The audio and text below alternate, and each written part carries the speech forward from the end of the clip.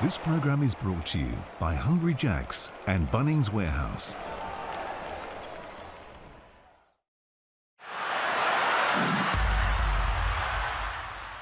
Of course, we go to a Game 5 of this NBL final series because the first four have been incredible. Locked away at 2-2. This will be a dead set beauty. Let's have a look at a same-game multi for the decider. Jarrell Brantley, he's been on a tear. He'll get his 17.5 plus tonight. Justin Simon has been the Kings' best player, and this will be up and down the court. Plus 172 in a decider is a high number, but no doubt I reckon we'll go north of. Let's have a look at the series MVP, Will McDowell-White. He's been outstanding. Justin Simon has been the best player for the Kings. Enjoy Game 5 and gamble responsibly. You know the score. Stay in control. Gamble responsibly. It's been a truly unrivaled NBL23 season, and it culminates tonight with the fifth and deciding game in the championship series. And it's a series that has had it all. Buckets and biffs, physicality and fines, huge crowds and big moments. This thing is about to blow.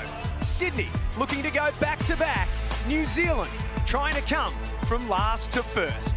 This is it. Game 5. It's all on the line, and it starts now. 4 decades of NBL champions. Wow, what a finish. And the Tigers, for the first time in history, have won the NBL title.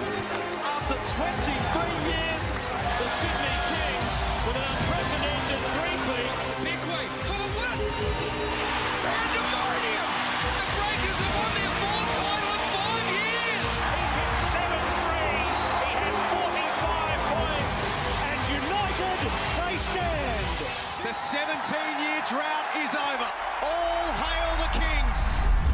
The time has arrived. It's now or never. 2 teams from 2 different journeys. The Kings dreaming of going back-to-back. The Breakers rising from the bottom. 10 straight losses to finish what has been a really difficult season. Gives it to Abercrombie. He puts it down. Both 1 win away from ultimate glory. It's been a championship series filled with the unexpected. The Breakers head home, 1-0 up. And this crowd is loud. Oh, everything's going down for the Sydney Kings. See you in Sydney. Where unrivaled greatness has risen. Simon throws the lob for Suarez. Xavier cooks down the lane. Sydney go 2-1 up in the series. The Breakers are desperate to keep this series alive. Bangs into Cox. Barry Brown Jr. He'll go over. Punch it down. Squad the arena. We're going to Game 5. Buckle up, Sydney. Tonight, it's all on the line. Who will be the last one standing? Welcome to Game 5 of the NBL Championship Series. Hello and welcome to a sold-out Kudos Bank Arena for the decider. Game 5 of the NBL Hungry Jacks Championship Series between the Sydney Kings and the New Zealand Breakers. I'm lucky enough to be joined by 2 MVPs, Derek Rucker and the great, the GOAT, Andrew Gaze, to dissect this. And I'll tell you what, boys, the 2 best words in Australian basketball, Game 5. There's no doubt, Felix, and look here, your emotions can get the better of you in situations like this, Andrew. You can be nervous, tense, or you can be over-enthusiastic and too hyped up. The key is finding that space in between, the optimal performance space, the optimal arousal position where I exist right now. That's exactly right. And can the Kings, in this amazing atmosphere, Derek, I don't know about you, but since retiring, there's been very few times where I've missed being out there. Today, I just want to lace them up and get out there. This is an amazing atmosphere. And can the New Zealand Breakers deal with this very hostile and aggressive atmosphere that they're facing here at Kudos Bank Arena? Well, one man who's going to have to pull out his best Andrew Gaze impersonation on this court tonight is Xavier Cooks, who has been riddled with injury throughout the season, and we've seen it, a little bit in explosiveness, a bit of an up-and-down series so far. Well, we know Xavier Cooks has been dealing with an injury. We know he's off to the NBA, but he told me the NBA is not even in his mind at all. He's been dealing with this injury, but he said he feels perfect tonight. He had a little knee inflammation, Andrew. We saw him hobbling around, but tonight we may see more of that we may see the normal Xavier Cooks, the MVP Xavier Cooks. He's going to bring it because this is his last game in Australia for what could be years, Andrew. Well, that's true, up to the Washington Wizards, and I think he's going to need to be every bit of that if they're going to have the chance to win. He's been down, only averaging around 7 points a game, but he's dealing with some good defensive pressure by the New Zealand Breakers. The way they're packing it in. Throughout the regular season, he's found ways to get to the basket and finish it, but the New Zealand Breakers have made life real difficult for him. Well, you give me Xavier Cooks, I'll give you that man right there, Will McDowell-White, who have been nothing short of sensational. Game 1, Game 4, absolutely massive. Well, there's no coincidence in these numbers. Have a look when they win. He's out there and he's leading from the fronts. 19 points, 7.5 rebounds, 7 assists. In the losses, suboptimal. He's got to find a way to, and the New Zealand Breakers have got to find a way to keep him going. You can see he can create shots by himself. He's great off the bounce. He can hit the three. He can get to the rack. But one of the most important things he does, runs the team, sets the tempo, and distributes to his teammates. He needs to play well, and if he does, and they win, there's your grand final MVP. I love it. Well, it certainly isn't a one-man show because Brown Jr. and Brantley have also been exceptional throughout the series in this tough-as-nails New Zealand Breakers lineup. And these guys are big X factors as well. Look at Brown's numbers, 17.5 a game, Brantley getting about the same. The only difference is we don't necessarily need Brown to be efficient, to be effective, Andrew.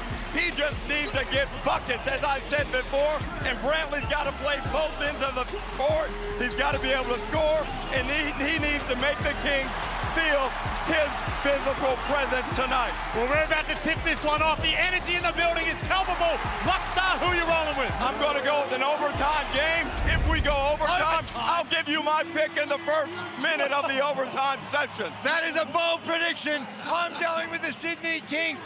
DJ Vasiljevic to have a good one. Xavier Cooks to show why he's the MVP.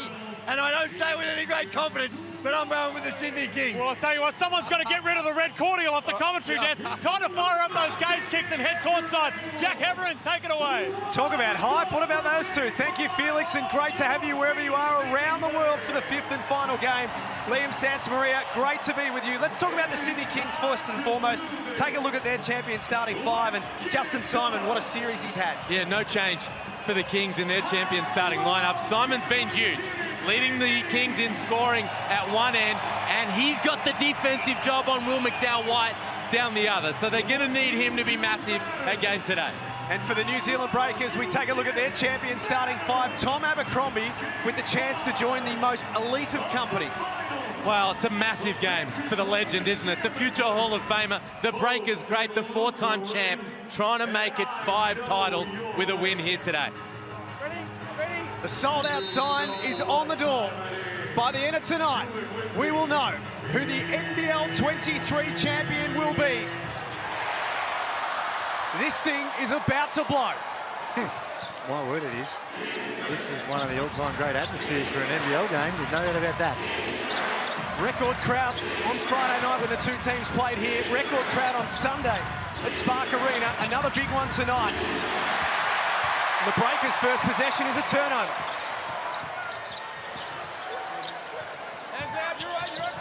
Justin Simon, we highlighted his series. Into the corner for Walton Jr. Real good start for the Sydney Kings. Walton Jr. with the 3-ball settles the nerves down. And I think how they manage the emotion is going to be a really big part of this result. 18 points in game 4 for Derek Walton Jr. Shot 8 of 15 from the field in their loss. McDowell-White, his first attempt is good.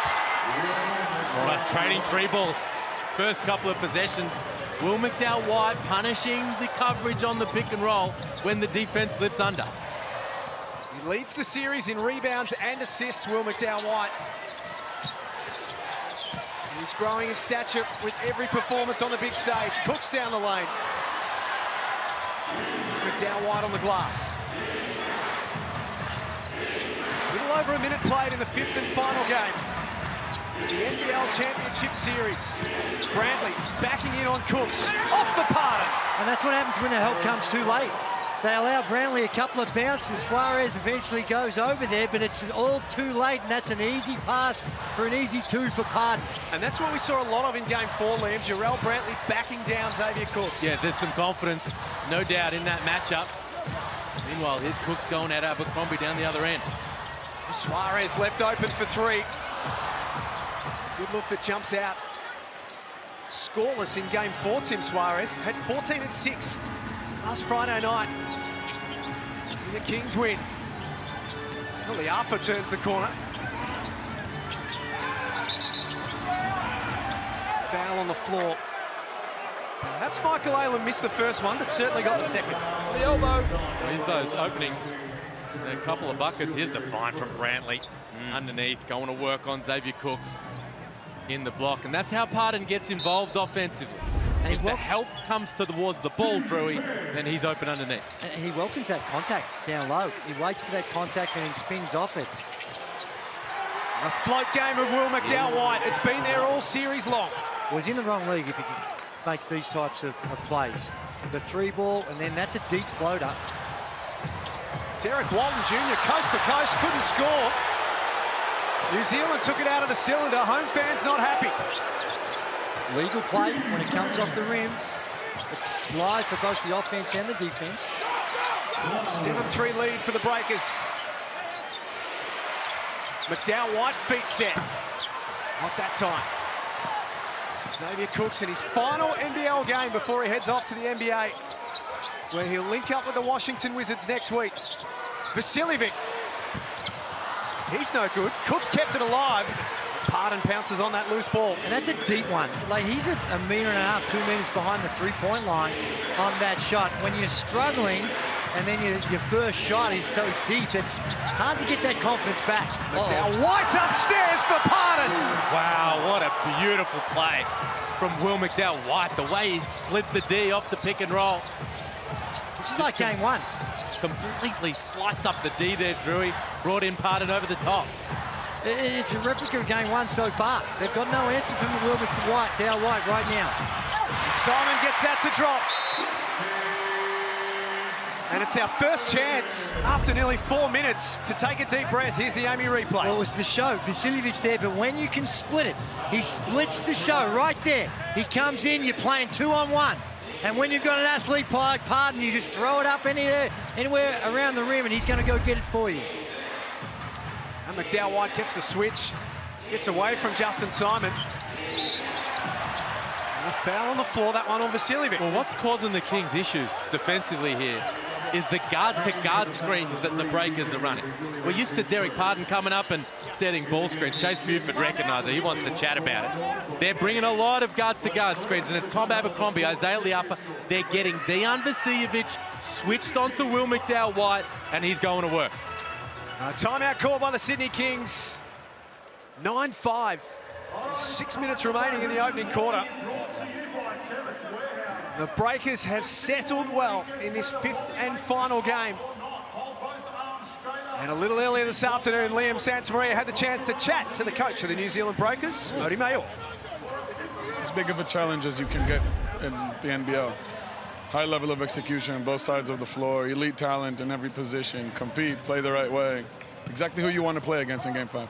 What were you saying in the huddle right before the tip? What is it that you want them to have in their mind as they come out onto the floor? I think the biggest mistake you can do in a game like this is try and reinvent yourself. It's going to be the exact same things I told them before every game and usually before every practice. Go out, compete, play every possession as good as you can. Really sound advice, because it's true. That's what you've got to do, and you're going to have to make adjustments along the way. And this time out, I think Chase Buford, he understands that you've got to take care of Will McDowell-White. There we see the ownership group, Paul Smith, Andrew Bogut, Luke Longley, Chris Pongrass, the general manager of the team.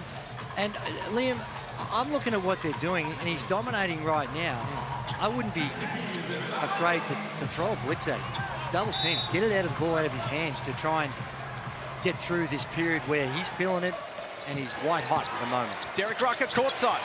Hey guys, and one thing to watch for Will McDowell-White in these pick and roll situations, if he has time and is patient and squares his hips up to the basket before he makes use of the screen, he is a lot more effective because that causes problems with the decision-making defensively. He's done it really well in the first quarter. Let's see if he can continue that trend. And that play there looks simple, but it's not. He's got to know the vision. He's got to read the defense. He sees the help coming off the weak side, and he's able to flick that one-handed bullet pass to his teammate that forces the closeout and gets to the free throw line. Brantley on the foul.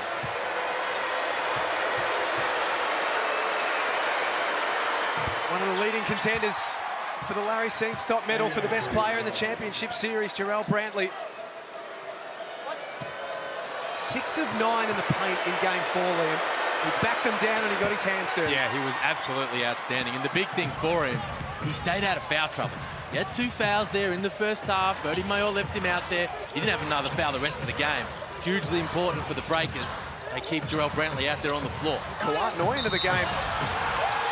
Draws the foul.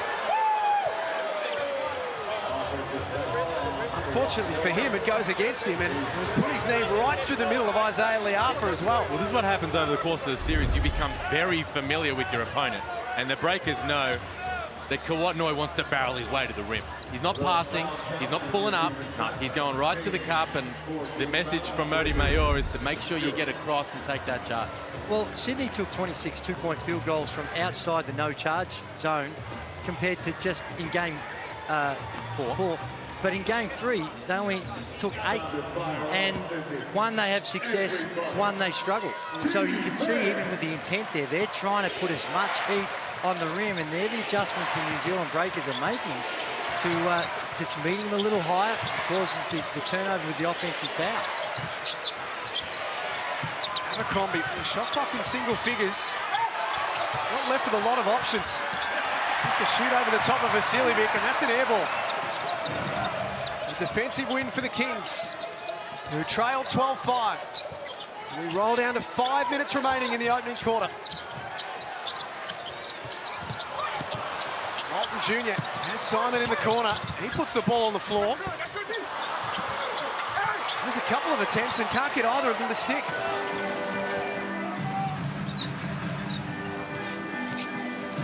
Isaiah Liafa started games 3, 4, and 5 of the series. Came off the bench in the first couple. Vasiljevic called for a hold, and that'll be his second.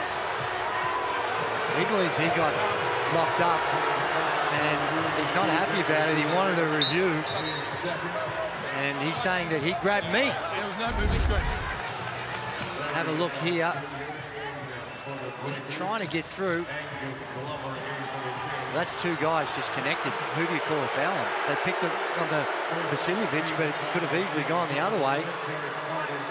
And early problems for Sydney now. That's 2 on DJ as well as 2 on Kawhi.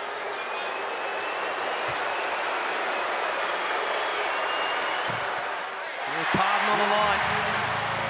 All-NBL second team, runner-up in the Defensive Player of the Year, but has had a pretty quiet series numerically. He has. He's had a really good start to this one. First 5 minutes, he's having a massive impact.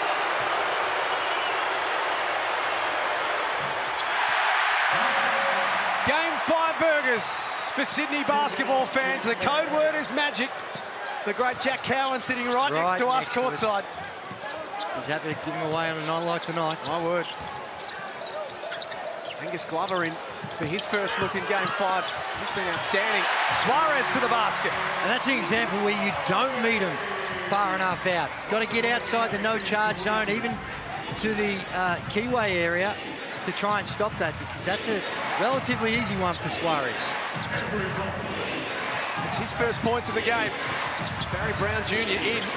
Instant offense. He is the microwave, as Liam Santa Maria labelled him last week.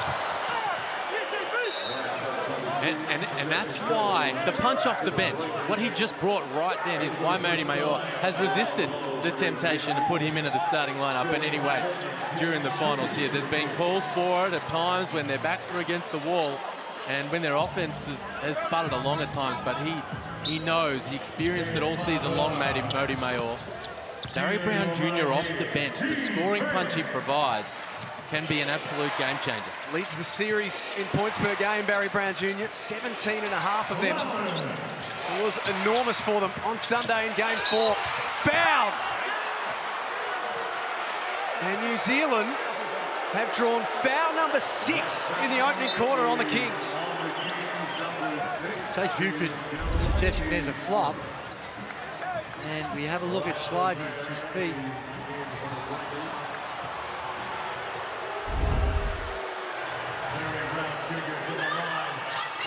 As the Sydney Kings coach issued a fine of $3,500 for comments made about the officiating after Game 4. And let me say this, I've gone through it, and yep, you can identify mistakes both ways throughout the course of the game. But I'm yet to see one of these games determined by the officials through poor officiating. I think by and large, these are really hard games to officiate. A lot of contact off the ball, and they are tough ones to call. But by and large, I think they've done a decent job. This is a 9-point lead. Look at those attendance numbers for this championship series. Brown Jr. with a steal and the jam.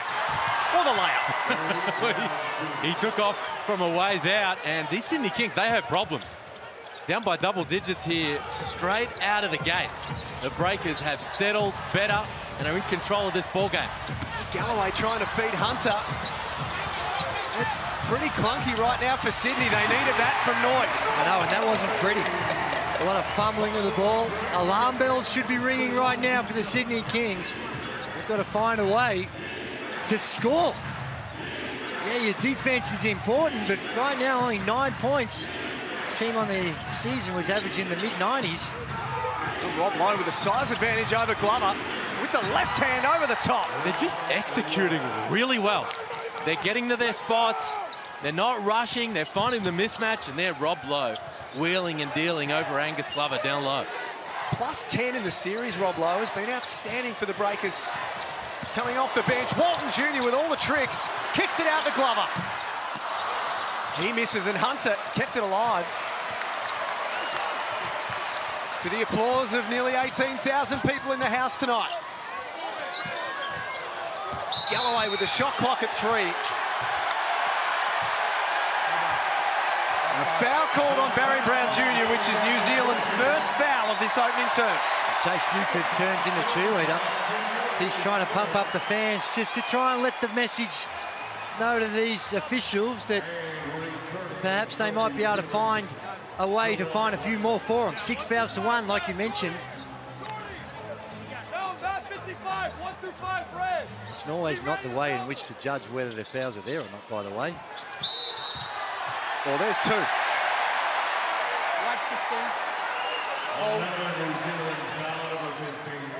Now's the moment for the Breakers to make sure they stay focused. Foul called back-to-back there, and they've got to make sure they don't start thinking about the official. Xavier Cooks with the inbound.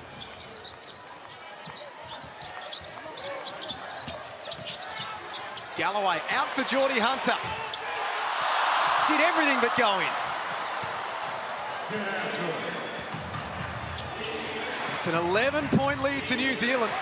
We tick down to 2 minutes left in this first term. Rayan Rupert, the French next star, in for his first minutes. Rob Lowe catch and shoot. That's short. Glover, head down to the basket, draws another foul. That's 3 in a minute for the Breakers. Here's as close as you can to a made 3 I think you could ever get. I mean, 3/4 of that ball went below the rim, and it still found a way to come out. Repair only with some short, quick hit minutes. Will McDowell-White gets a blow as well. Derek Rucker courtside. Well, right now, the Breakers not only have the lead on the scoreboard, but I think physically out here on the court, guys, they have better energy. If Glover goes up and gets a big bucket for the Kings, but the Breakers right now have more pop in them. They're playing with more spirit. Somehow the Kings are going to have to get at the Breakers' legs, and I think they can change their defense and get at them, and there's a big defensive play. 2 great plays by Angus Glover. Well, it was down the other end. It was an elite pass, and Glover makes it. off the cut. And Brantley picks up a foul, offensive foul. Glover in good position, and I think that's a good call. And Motimayor, he's challenging it. Went for timeout, twirled the finger. Doesn't think that Angus Glover was quite at the spot, and he's challenging this call. Well, I think there's enough contact here to warrant a call. There's a contact there, a little push off with the right arm. Oh, I think this is going to be a tough one overall. A reminder, even though it is the last game of the season, that the evidence must be clear and definitive to overturn the original decision. So firstly, there's no flop. No. Here, he doesn't throw himself back. You are allowed to move laterally. And you're allowed to move laterally. The question is, does he come forward to initiate the contact, Angus Glover, right there? That's what the replay centre will be looking at. Now, if he does, it's marginal. And I'm with you, Drewy. I mean, there's a hint of perhaps pushing the chest out from Angus Glover, but I don't think there's enough here to overturn. Which is not a good sign if you're a Sydney Kings fan. Well, certainly from my judgment anyway. My record's abysmal. You're 2 for about 60 across the season. My life. Yep. For Mabry, Michael Allen, Mitch Hand. Unsuccessful. So the New Zealand Breakers will be without their coach's challenge for the remainder of the game.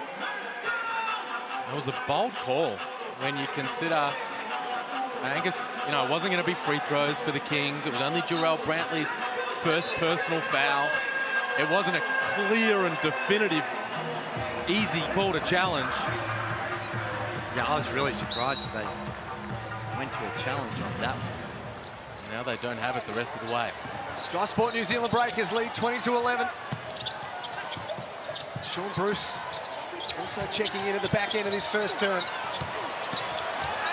Cook's blocked by Lowe. Great help deep from the Breakers. Brown Jr. pulls the trigger. That's well short.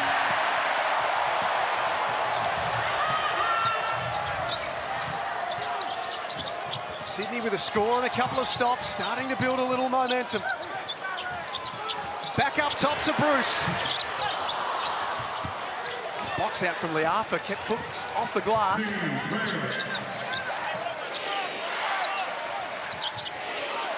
And play back through Brantley. Brown Jr. drives and lays it up with the left hand. Great take.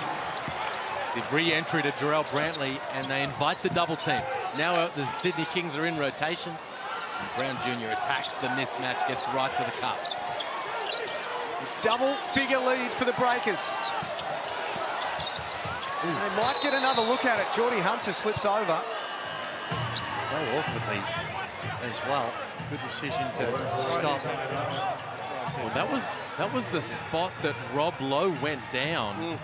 The previous possession, he fell kind of almost inexplicably while the Breakers were collecting the defensive rebound, and then Hunter managed to find that exact spot. 6 seconds left on the shot clock for the Kings.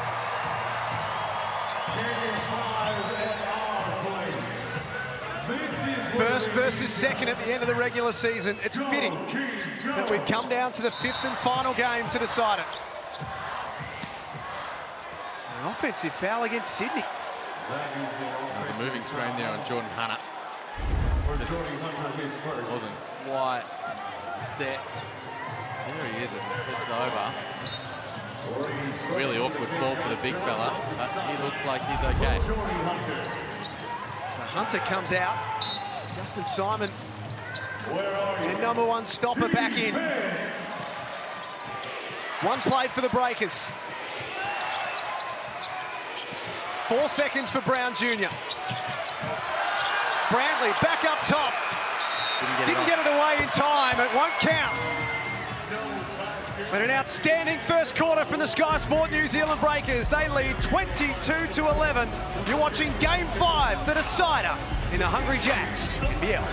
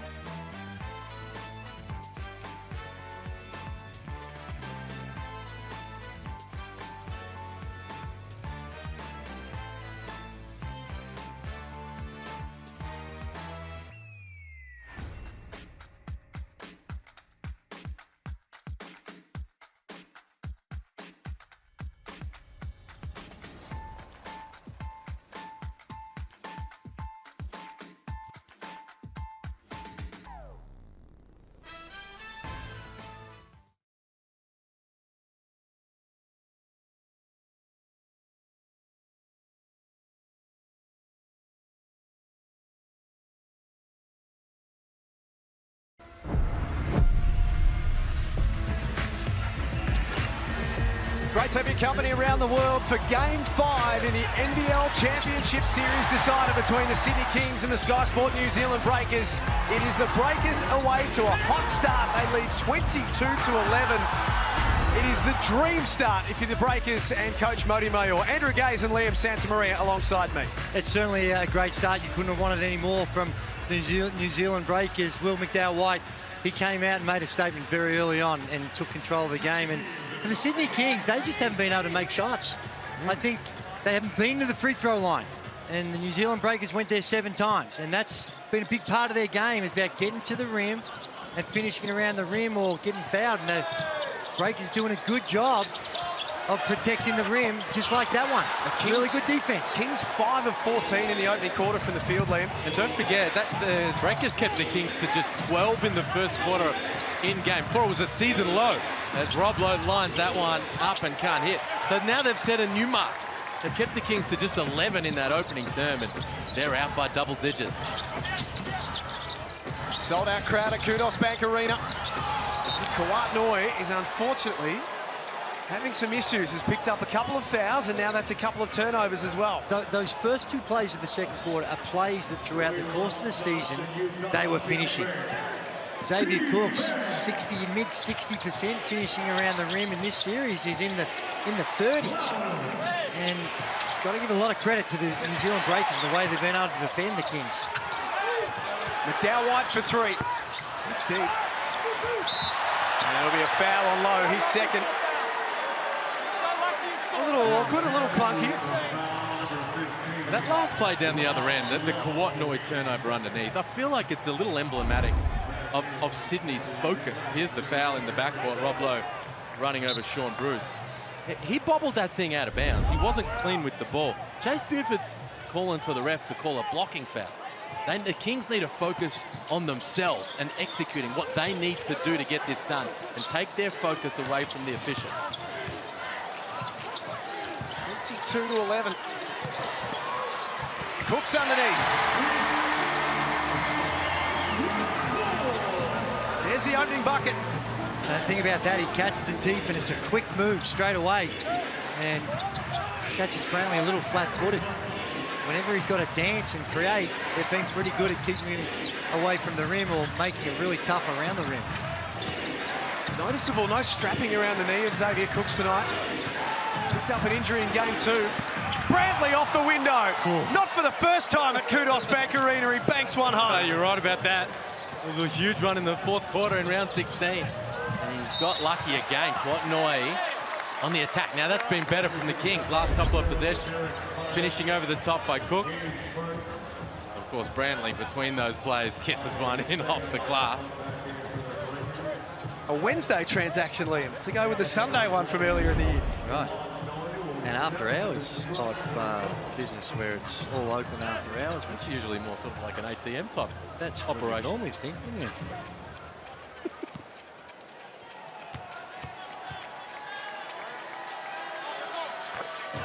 Should we mention that for the second trip in a row, Andrew Gaze hasn't bought his wallet to Sydney? Third trip, excuse me. No need these days. We're at a point where it's a strategy, I would have thought, at this point. Get with the times, my friend. It's a tap and go type arrangement that Terry works now. Okay, we'll keep you to that post-game.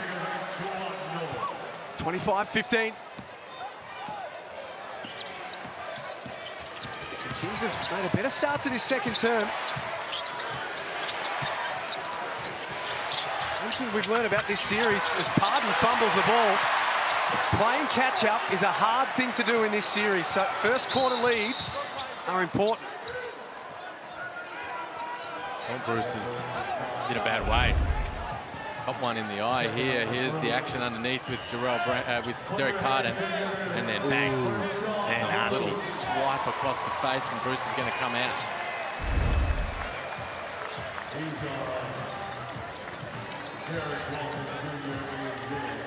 Barry Brown Jr. also sits down, has 8 points, is the game's leading scorer. Tom Abercrombie, the 4-time champion, back in. Has his hands full trying to stop Derek Walton Jr. That's just individual skill. Goes, attacks the rim. Good finish by Walton Jr.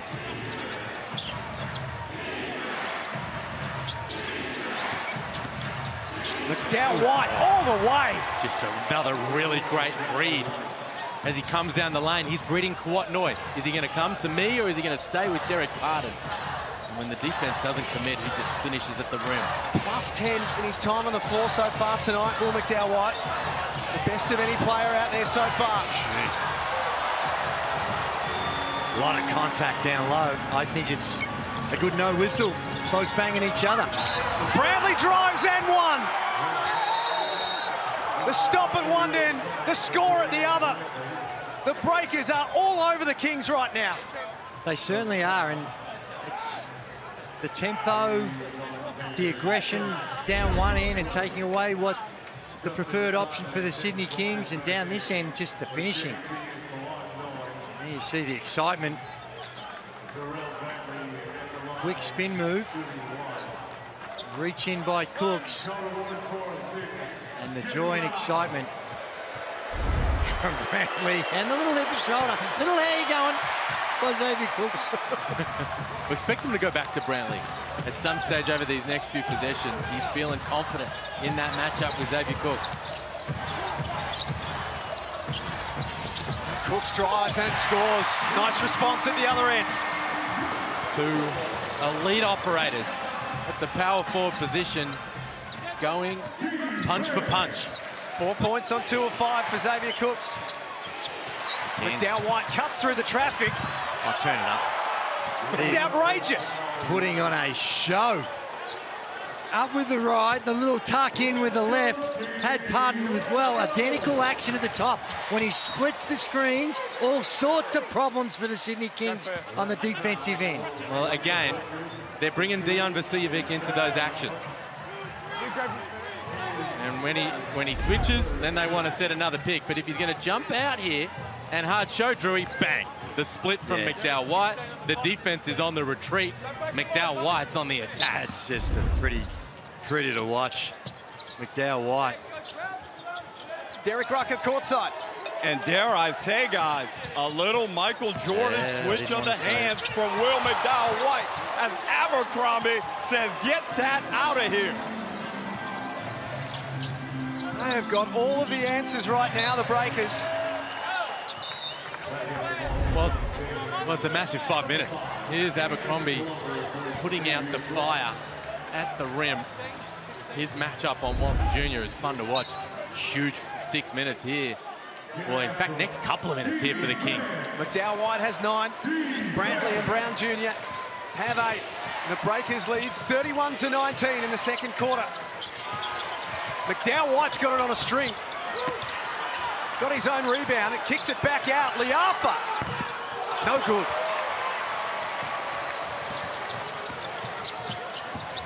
They look like scoring every trip down the floor at the moment. The Sky Sport Breakers. Vasiljevic short on the 3. Back out to Glover. Gets his head on the rim. Well, in contrast, it looks like hard work with the Sydney Kings down on their offensive end.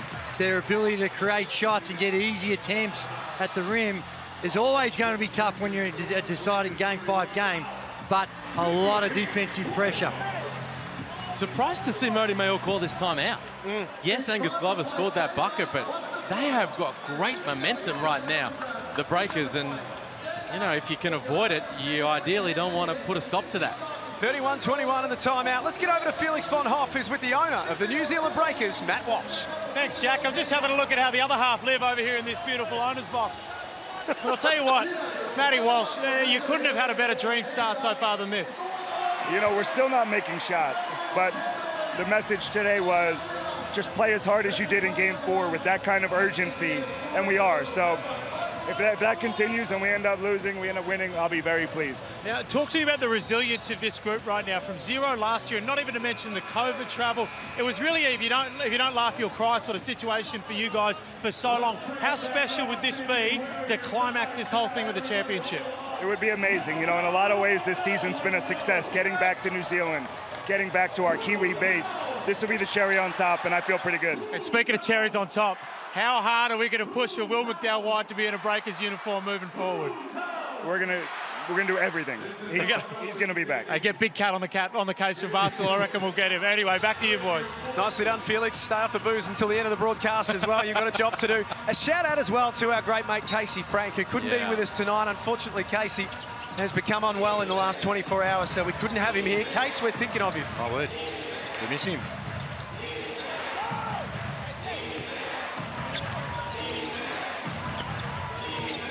Brantley again draws that double team. Shot clock at 5 for McDowell White. Hand off to Parton, who rolls down the middle. No good times two. What do you think Modi Mayor was looking for in that timeout, Liam?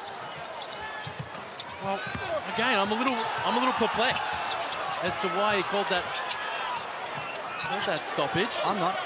I think it was more about just getting some rest. He knows the guy's been playing hard and he can see fatigue, and he's just saying, I'm going to use this timeout. Things are right. We've got a nice 10-point lead. Give my fellas a little bit of a blow and recharge the batteries. Yeah.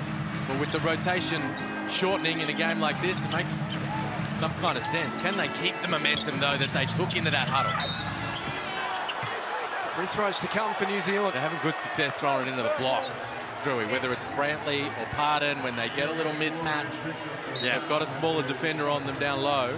The breakers are pounding that thing in. Chase Buford not happy with the call at the other end, but it will be Jarrell Brantley on the free throw line, and with thanks to Luxury Escapes, you could have Xavier Cook's dream off-season holiday. He doesn't get an off-season now. He's going straight to Washington. With a trip to Hawaii, flights, accommodation worth $10,000. Is Cookie going to go on the trip with the winner? No, Xavier Cook. He'll be in Washington, mate. No, I know, but if he wasn't, was he scheduled to go on the trip with him? I'm not sure. Oh, no. I think it's just where he wants to go. Oh, okay. Check the terms and conditions. That'd be very nice. That's Cookie's company in Hawaii. I didn't see you driving anyone around in the MG. I think. Oh, look at that. I'll tell you what, though, he's taking a trip to the rim. Down the other end, and he's starting to get a little pep in his step.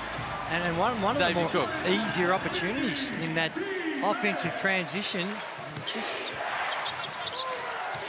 good sign for the Kings. Get their running game going. Liafa step back. Cooks with the rebound. Score at one end. The defensive board at the other. Glover feet set. Huge. What a roll. What a consistent performance we're seeing from Glover. He has been lights out from the three-point line at big times and big moments, and that was a big moment. A shooting clip of 68, 61, 90 in the championship series for Angus Glover. He's making a name for himself. Here come the Kings. Simon has that one rattle out. Zaya Liafa is so good in those situations. Great read of the offense. Stays in front of Simon and forces the miss. They've got it back to 6, Sydney. They did trail by as much as 12 earlier in this second quarter. Shot clock once again in single numbers. Abercrombie stripped. Fast hands by Derek Walton Jr. This is going to be an interesting one because this is completely incidental. There was no attempt to trip up. The legs get tangled. Was he in front? Was he behind? Normal foul. Yeah. You heard it. It's a normal foul, and I think that's the right call. Explain. If it's from behind. If you're worrying about a fast break foul, he's already started his. But what about when they just tackle somebody from behind, like this dangerous play not come into effect? I think it was just a little clip of the legs. I think it was a dangerous play. The only question you could ask whether I'm it's glad a we got our C4. third free throw of the night. But I'll just explain to you what. I'm not sure it was a tackle. No, but you've got to understand this when your emotions are high. I mean, that's everything at stake. Sometimes your objectivity gets a little blurred. What about the roar and the noise? The home fans are really starting to play a role. It's special. Basketball has come a long, long way in this country. Here it is again.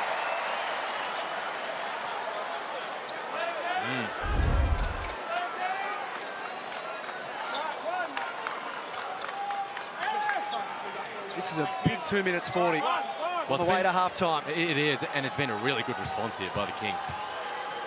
Some good looks from the breakers that just haven't gone down. As Walton Jr. misses that one from the stripe, but the Kings have taken advantage. Meanwhile, New Zealand is starting to get a little gun-shy. The defense slipping under the ball screens with McDowell wide. He's missed a couple from long range, and they're just starting to hesitate a little. So Mody Mayor putting the ball in Brown Jr.'s hands, who never hesitates.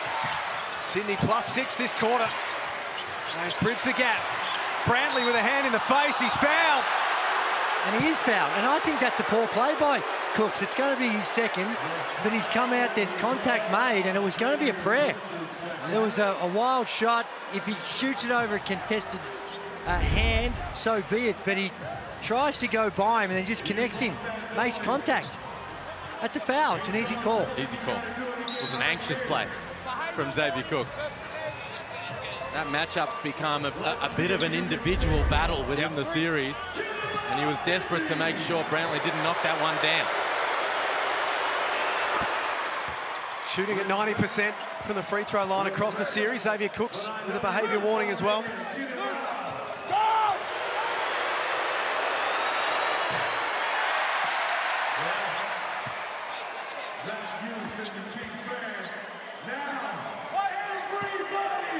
Mody Mayor set it after game 4 when Jarrell's aggressive, we're good. And he's been super aggressive tonight, has 11 points and is the game's leading scorer.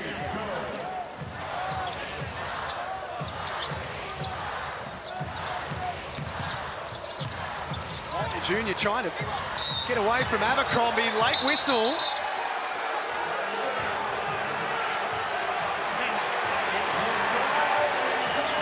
Tom Abercrombie not happy with that call.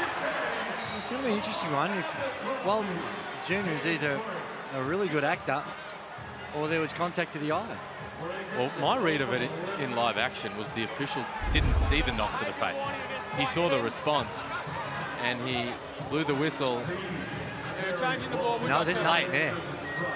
That's just getting conned. The official on that one, Liam, I think got sold something that wasn't there. Well, it was a strong response. You'd have to think there was something. There's probably a tiny little knock there from Brown Jr.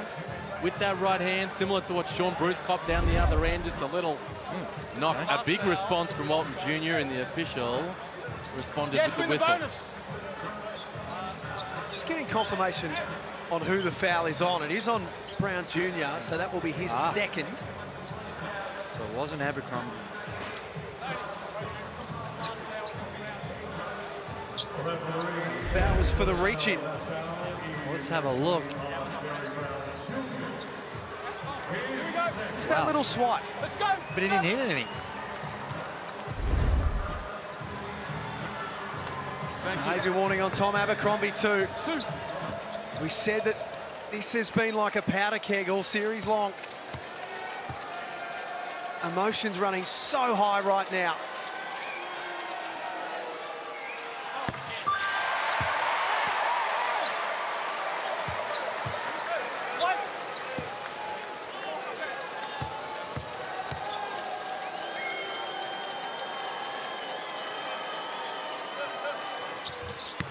Junior makes both. 5-point game, 2 minutes remaining in the first half. It was a double-digit margin, just 4 minutes to go. Really good response here from the Kings. And this home Kudos Bank Arena crowd finding its voice. Brown Jr. pulls up from the free throw line. It's off target. He's 3 of 5 from the field. Cooks and Brantley. Out for Bruce. Bodies going down everywhere. Sydney 2 of 9 from outside in the first half. New Zealand a little worse at 2 of 10.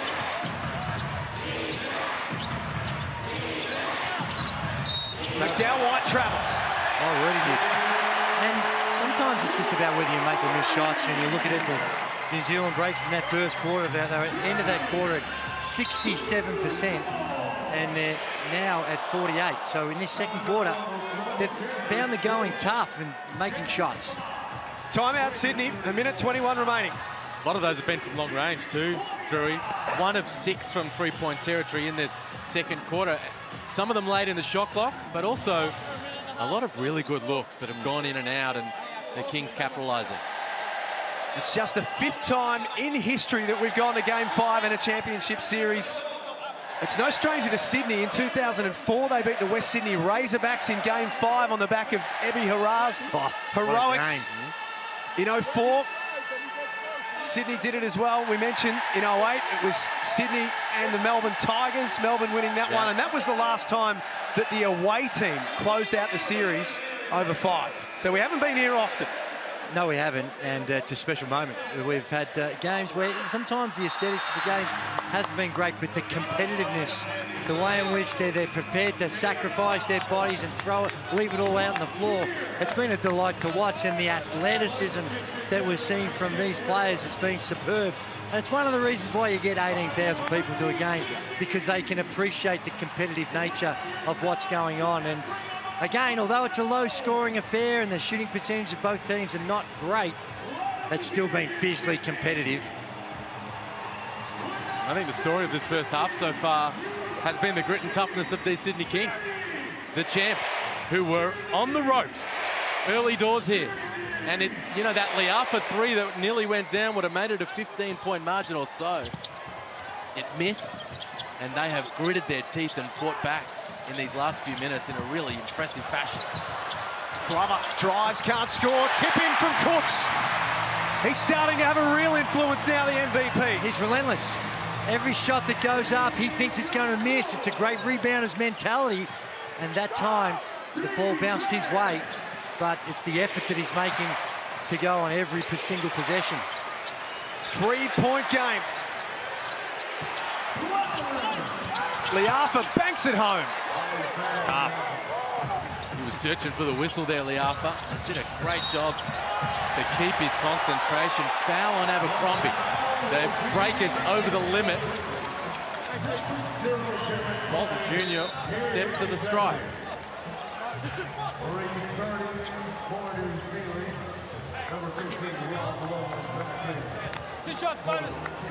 Free throws for the Kings. Angus Glover comes out, 7 points. On 3 of 5 from the field. Jarrell Brantley sits down as well. The game's leading scorer with 11. He's got those 2 fouls, so I think it was more about... Oh, excuse me, he's only got the 1 foul. So that's a little surprising. Leading scorer for the Breakers. And we're probably only going to have an offense and defensive possession, so... There's another one who has fought his way through injury through this series. Suffered severe cramps in Game 2. Looks as though he's back to his best and physically able to move around the way he likes tonight.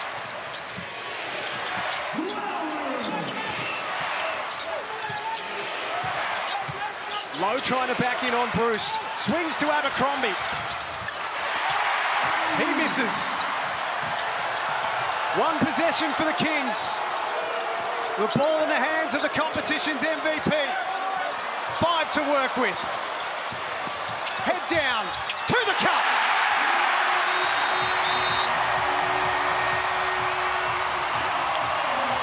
Sydney have come charging back from 12 down and trail by 1 at halftime. What is, and Rob Lowe was left on an island there. At the top, one-on-one situation. Xavier Cooks gets to the rim and does what he's done throughout the course of the season and what's made him great, and that's finisher around the rim, and great comeback by the Sydney Kings. Let's get over to Derek Rucker.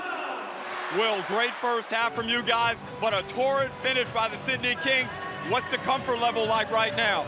We're always going to be pretty comfortable. I know that's their run. We just need to weather the storm for the second half.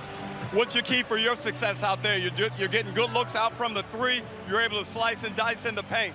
Just being patient on ball, letting the big set screens, and just making the read. What's going to be the key in the second half as the pressure mounts? We know what's at stake, Will. Defend. There it is, guys. There it is. 1 point the difference between these two at halftime. We wouldn't want it any other way. The halftime show's coming up next. You're watching Game 5, the decider in the Hungry Jacks Championship Series.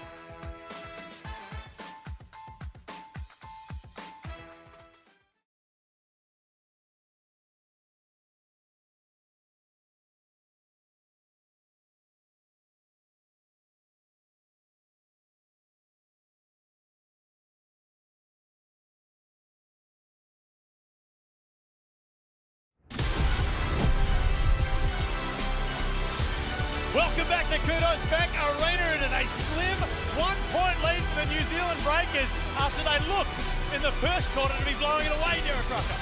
Wow, what a torrid comeback by the Sydney Kings, and boy did they need it. And the man that really inspired them in that first quarter and kept them in the game was Angus Glover.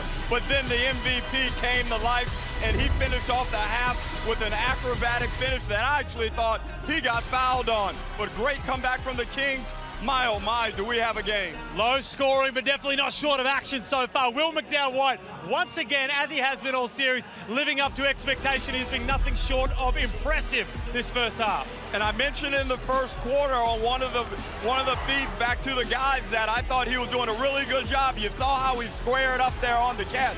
But late in the second quarter, Sean Bruce started to defend him a little bit better, took away some of his space, and Will wasn't as effective. But my, oh my, did you see that finish right there? That was like the great Michael Jordan. He switched hands, finished effectively with the left.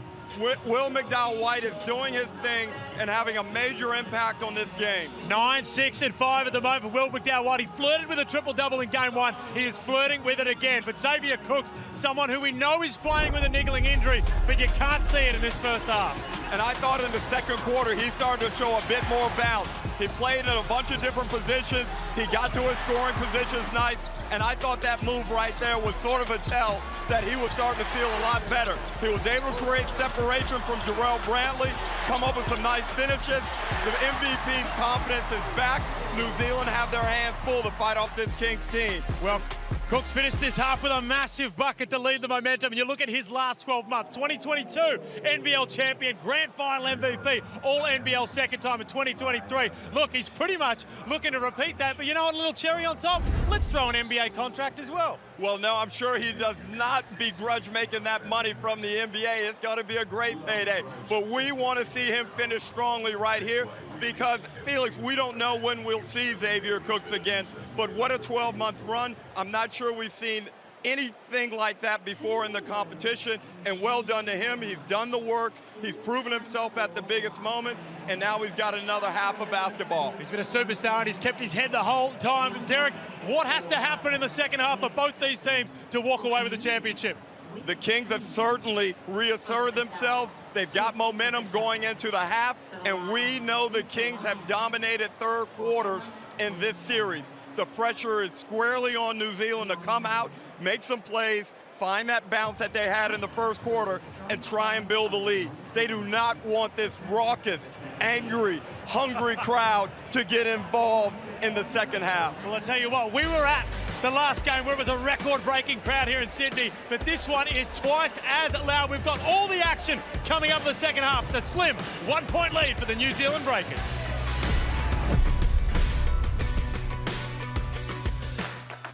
We've already put it on the wrong way. We're going to have to go back. Welcome to NBL Weekenders, a series where your favourite hoopers will jump off the court and onto the tools with help of the team at Bunnings. Pulled up the Bunnings, put her in park. Let's go have a look inside. Trying to find the right pizza oven for home out the back, something pretty easy. If I was you, I'd be tending to lean towards the gas variety. Sounds like it's got me written all over it.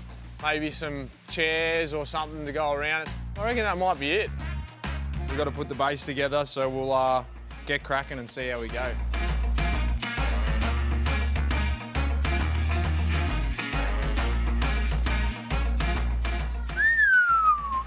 How good's that? Stones in. Let's fire it up. Start cooking some pizza.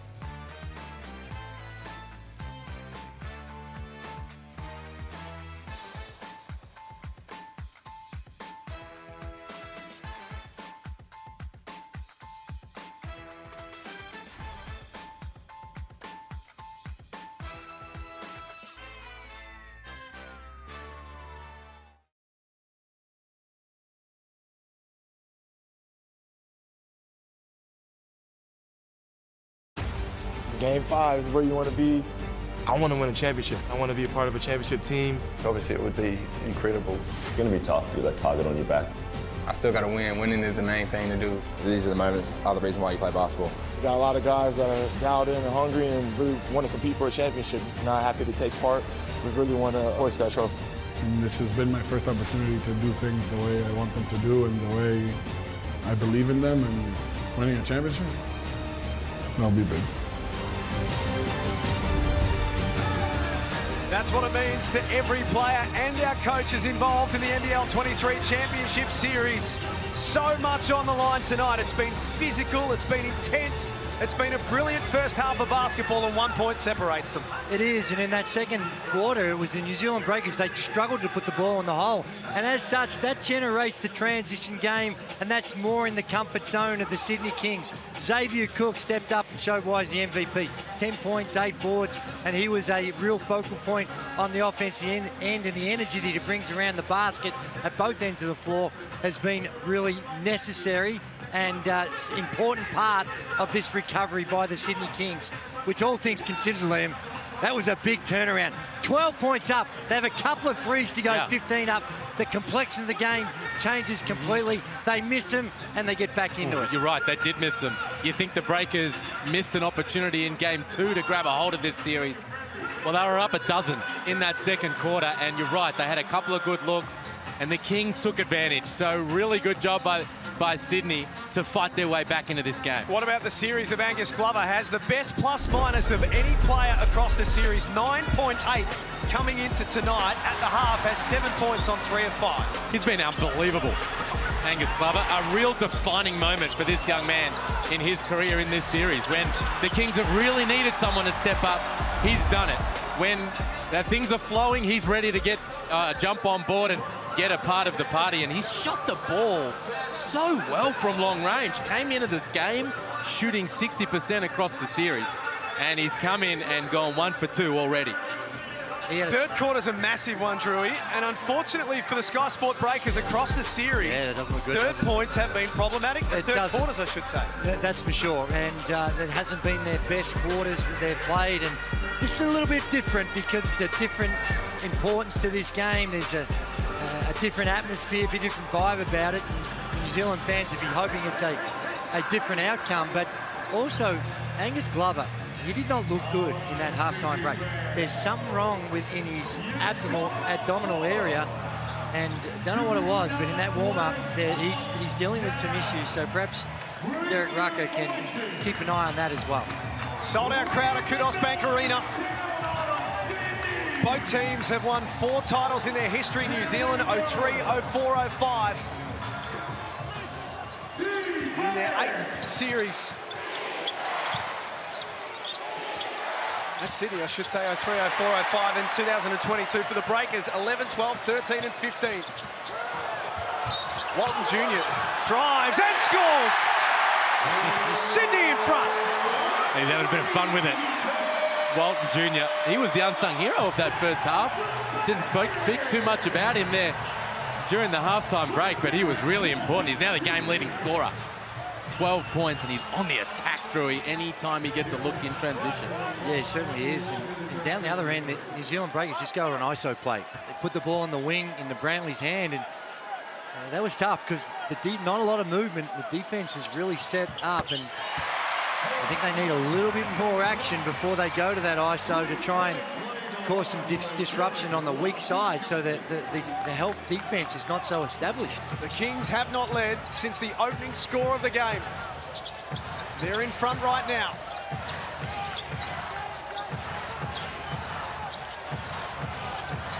McDowell White trying to get away from Justin Simon, who's a terrier at the defensive end. Needs to knock that shot down. When Simon slips under the screen, McDowell White has to punish him.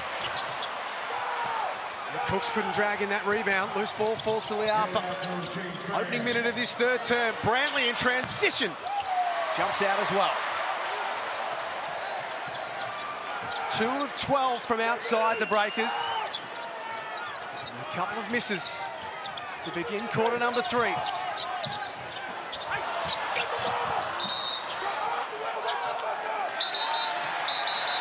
Chaos rules. A foul on Brantley, which will be his second. It's an interesting one. It was off the ball, and the play was either an incredibly late call. You can Look see at Modi Mayor. Modi Mayor just a little disappointed in some of the work of Will McDowell-White. Abercrombie reaching in. Look at the hustle. Couldn't keep it alive. 35 years of age, throwing himself on the floor. There's no foul on that initial. Is that the whistle?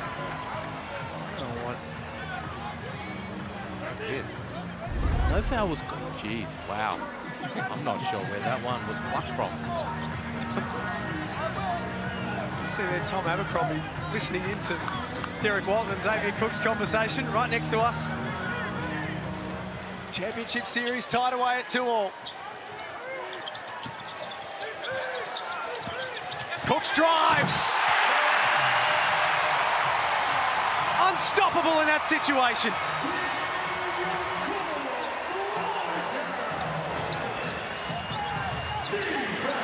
It's been all Sydney to start this third quarter. And that's the answer for the Breakers. Whenever Will McDowell-White beats his man in numerical advantage, he's either scoring or throwing it up. Breakers need to perhaps try to create more of those opportunities. Simon baseline. Quick reply for Sydney. They extend that lead back to 4. Well, the Breakers took those actions away in game 4. Justin Simon moving without the ball, cutting along the baseline. McDowell-White asleep off the ball on that possession. Justin Simon +8 in game 5 of the series. McDowell-White threw it up there for Pardon again, and this time draws contact. The Kings so good executing their sideline out of bounds stuff. Watch this, the Iverson cut from Walton Jr. And everyone's careful about the curl and the back door. They clear out the space for Cooks to attack that inside shoulder of Brantley, and he gets all over the rim. And the rules there, yeah, there's that distraction, that issue. Rather than curling the cut, there's the rescreen. But you've got to take away that middle. Take away that middle penetration. That's an easy drive straight down the middle for Cooks. Free throw shooting has been a problem for the Breakers in this series. They're 8 of 14 tonight and 65% across the championship. And Pardon's got the yips. He shot it pretty well over the course of the season. Knocks that one down. He missed a few in game 4. That's now 1 from 4 from the stripe, and that one will have felt good. An outstanding contest it's been so far. First versus second at the end of the regular season. It's taken till game 5 to decide our champion. Suarez hustles and gives the Kings another look at it. Simon on the perimeter. Kept it in play, but to the advantage of the Breakers.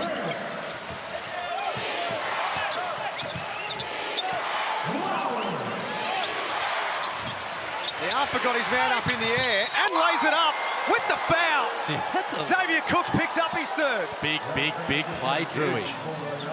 A leap play by Liafa. The shot fake, the drive, the hang. And a really rough whistle on Xavier Cooks when all is said and done.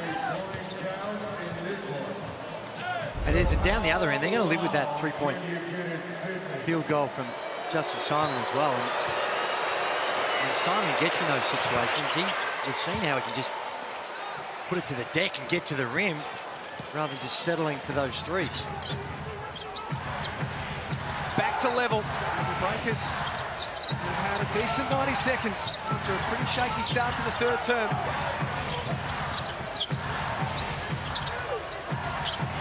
There's Walton Jr. Little handoff for Cooks. 14 points for the MVP. He's now the game's leading scorer.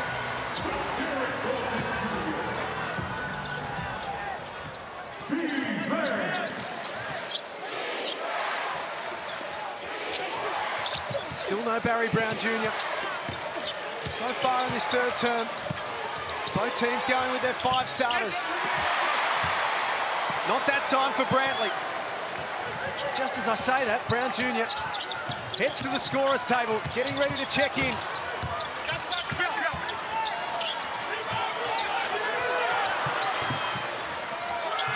Seven on the clock for Cooks. Baker's called for the foul.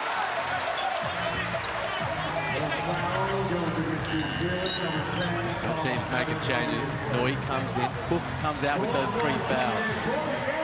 And here comes the spark plug. The microwave, Barry Brown Jr., who would have been champing at the bit over these first 4 minutes of this second half. I'll put the ball in his hands now, the Breakers. Give him an opportunity to go to work. Set the Sky Sport Breakers alive on Sunday in Game 4 at Spark Arena. It's his time to shine again. Noy with the finish. Well, this is Sydney Kings basketball we've seen in this third quarter. Getting to the rim, the relentless pressure, either for the finish or the drop-off pass. And the efficiency levels have gone up for the Sydney Kings on the offensive end. 6 points now for Kawhi Noy. Brown Jr. threw it to Pardon, who was fouled by Suarez, and that'll be Sydney's third of the turn. And the guy who's getting it done, Drew, is Derek Walton Jr. He has grabbed control of this thing. He started to do it in the second quarter, and he's done it here in the third, and he's taken his squad here from down 12 to up 4 over the course of 10 minutes of game time. And the Breakers are having all kinds of trouble staying in front of him as he wheels and deals with the rock. It's spot on, and it's easier said than done, but when he gives it up, don't let him get it back. Those second touches he gets and can attack makes it really hard on the defense.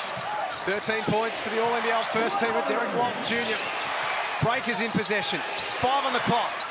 Brown Jr. over the top of Hunter. Well, one thing we know about Brown Jr., he's not going to die wondering, and he's not going to go into his shell on the offensive end. He's going to continue to let it fly, and he is a dangerous proposition, and that time in a much-needed one. Just look him in the eye. He's got the big fella. He knows he can take him, and just that little bit of separation. It's only a 2, though, all over the line. And that's thanks to Amy. Gets it done. Worst shot in basketball, some say. Shades of Sunday. I think any shot that goes in is a pretty good shot myself, but... Spoken like a scorer. Nice take from Simon. Will McDowell White again defensively. He's having a little trouble with Justin Simon right now. Off the ball, on the ball. Simon getting to his spots. Sydney by 4 and back through Brown Jr. This time, Kawhi Noy had the job of trying to stop him. Bradley tips it back in to the difference. Just got to be a little bit cautious about going to Barry Brown Jr. central all the time. Get it through some hands. We saw in that Game 3 they went to that and it wasn't successful. Oh dear. Nice pass. Yeah, really good look from Dejan Vasiljevic. I like the fact that he's not getting tense, Vasiljevic, because he hasn't scored. So the ball's in his hands. He could go to the floater here, but he just makes a great read. Drop-off pass, big fella on the rim. Geordie Hunter's another who's played a vital role across this champion series. Sheary's off the bench. Brown can't score. Lowe can't score.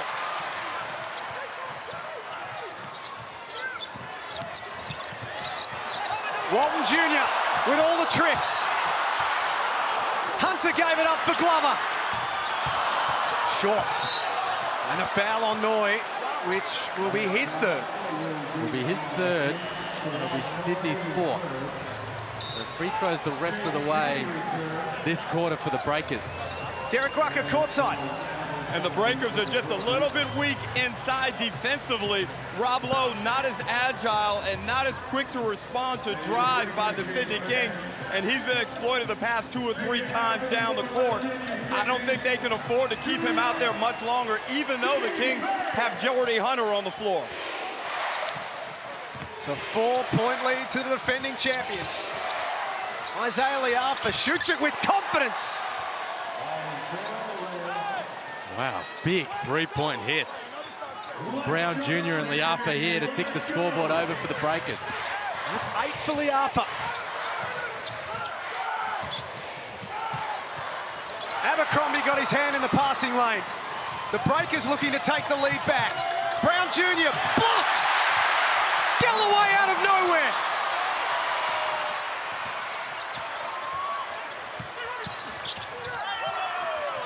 Now he relocates to the corner. Kawatnoy to the basket.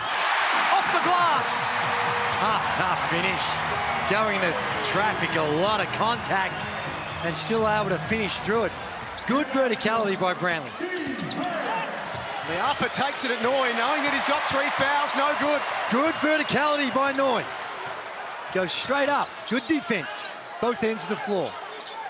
Deep breath for Walton Jr.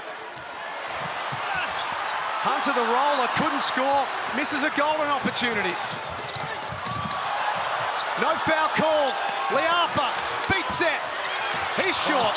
Brown Jr. was flat on his back, got the rebound and scores. Talk about a friendly bounce. He was on the floor like you mentioned. He gets up and look what I found.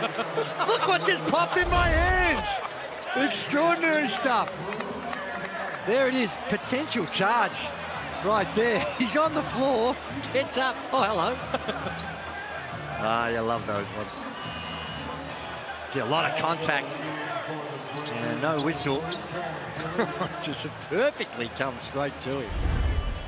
What about the discussion around the championship MVP? There's Barry Brown Jr. who's put his hand up. Derek Walton Jr. having a big game. Justin Simon. Liam, there's a few big names staking their claims tonight. I think that Larry Sangstock trophy is hanging in the balance right now, just like this championship series is. Will be decided on both those counts over these next 12 minutes. Something to note, the Breakers' super tight rotation today. Yeah. I mean, it's really just 6 guys for the most part. Kick Glidden, Rob Lowe playing spot minutes here or there, but that top 6 playing major minutes. Meanwhile, Chase Buford continuing to rotate his guys.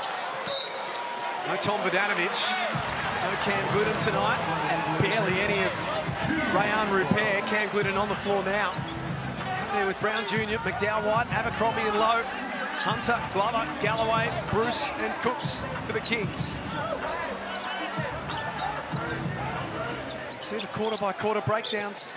Bottom part of your screen. These minutes can be tough for the Breakers when Abercrombie guards Xavier Cooks. Whenever Brantley's not out there, it becomes tricky.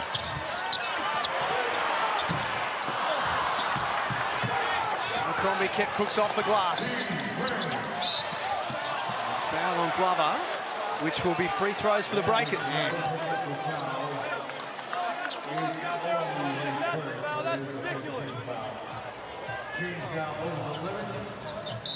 52-51 with thanks to our great friends at Luxury Escapes.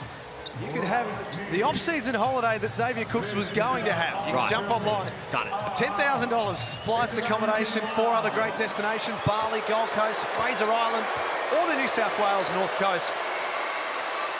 With thanks to Luxury Escapes, you can spin the wheel each day before the 20th of March. And when there's such little in it, these free throws are becoming really important. They haven't shot it well, 11 for 17 from the free throw line, but they have got there 17 times, 8 of 9 for the Sydney Kings. Sky Sport Breakers have the lead back.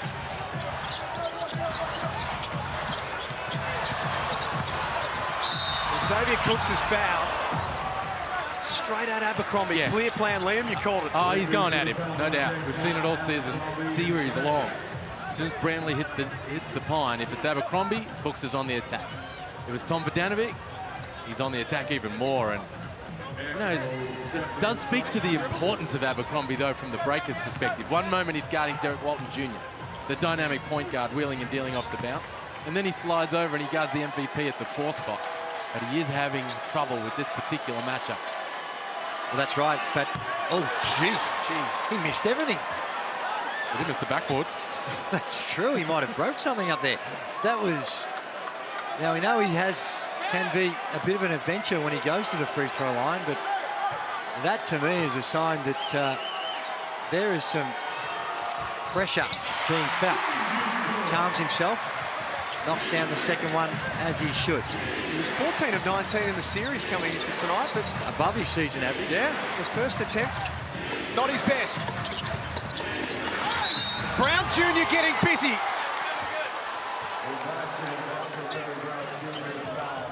It's Walton Jr. down one end, it's Brown Jr. down the other. He's a headache for the Kings off the bounce right now, Drew.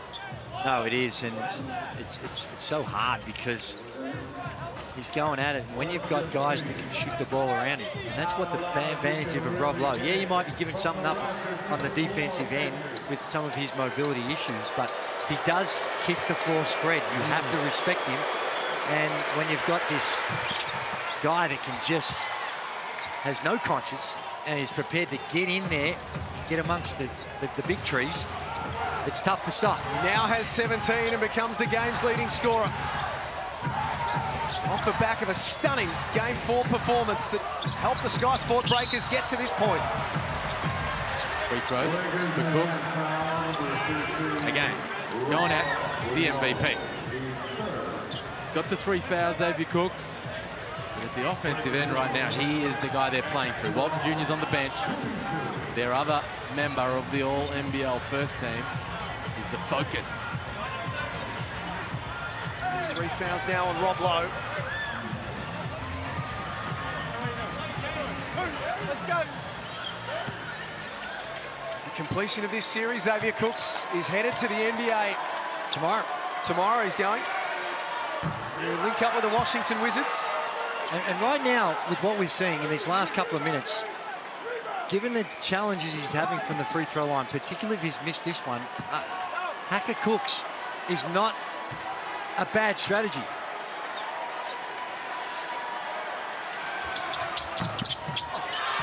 Just making it up at 50% to make you think about Make you think about that type of strategy. Last minute of the third term coming up.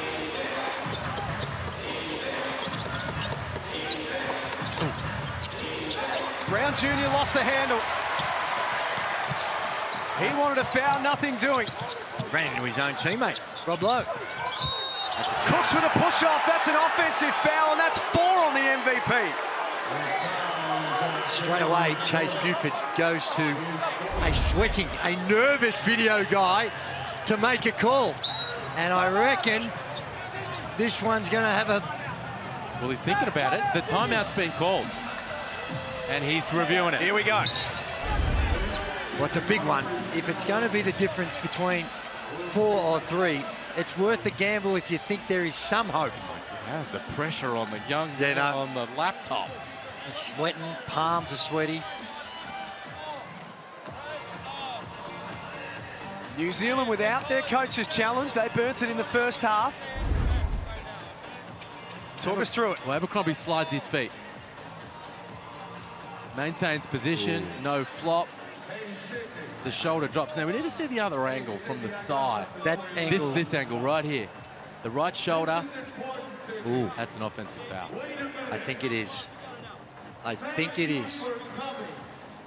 Is there a hint that, like you say, maybe if you're trying to find some way, perhaps, that maybe Abercrombie on that other angle went forward ever so slightly, but certainly not from that angle. If they're going by that angle, it's a charge.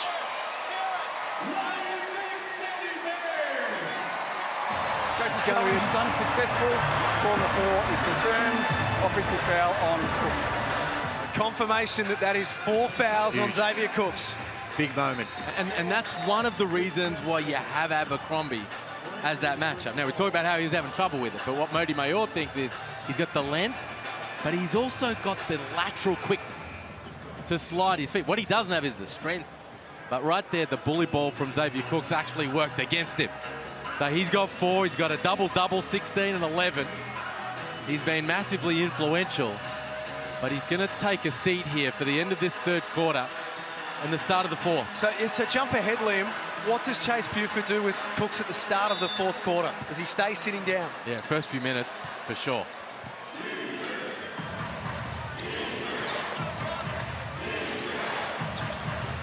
Breakers looking to take a lead into three-quarter time.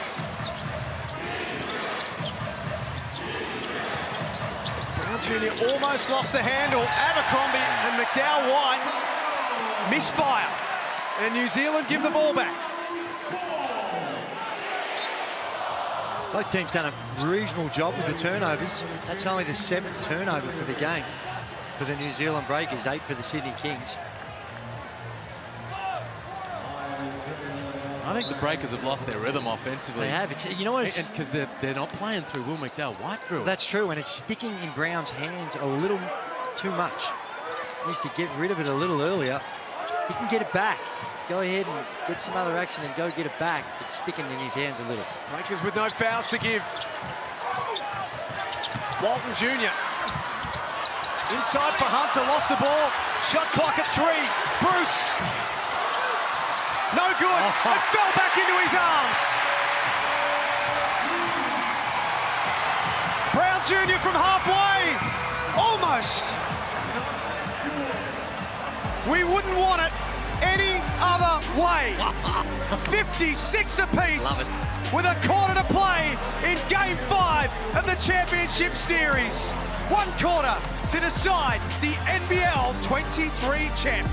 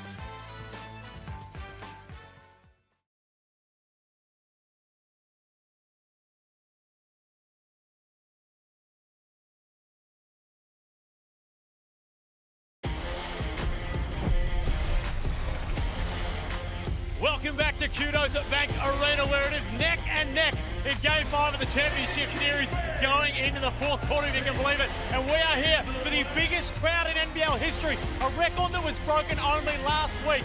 18,124 in the building. And I'll tell you what, there you go, Kings. You can keep your Harbour Bridge, you can keep your Opera House. That right there is the best view in the city tonight. Jack Heverin, let's get this last quarter underway.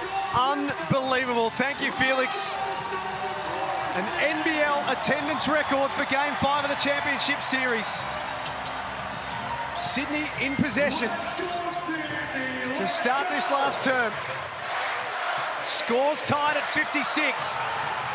Abercrombie dives on it. Vasiljevic's got 4 to work with. He can't score.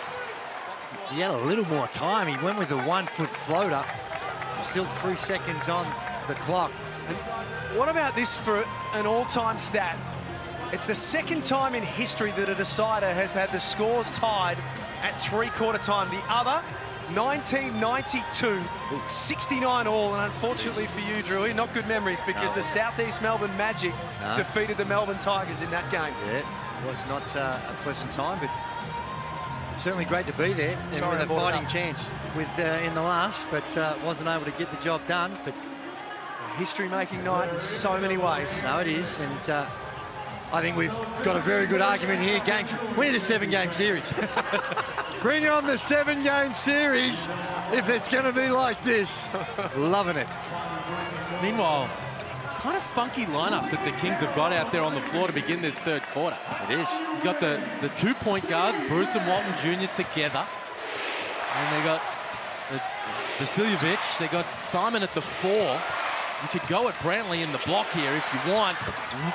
Will McDowell-White, though, feeling himself from long range. It is, and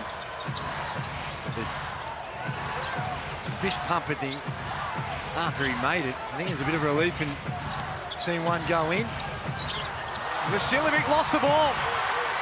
Brown Jr., only Bruce up ahead. Misses out. Derek Rucker courtside.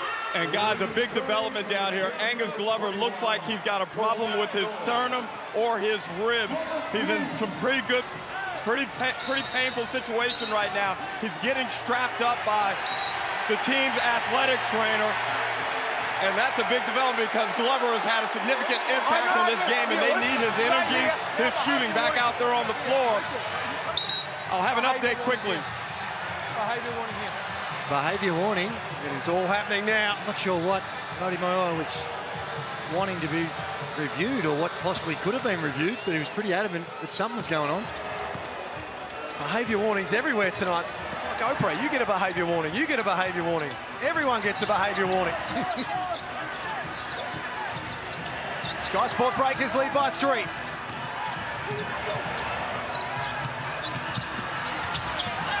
Here's Kawat-Noy. Huge. Tied ball game. Every score is going to be huge, but that one there, particularly for Kawat-Noy. He's into double figures. As Tim Suarez gets set to check back in.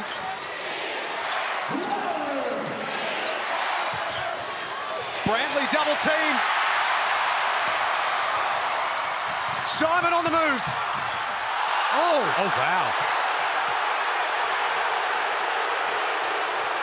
Taken out of the rim by Pardon. Oh, my.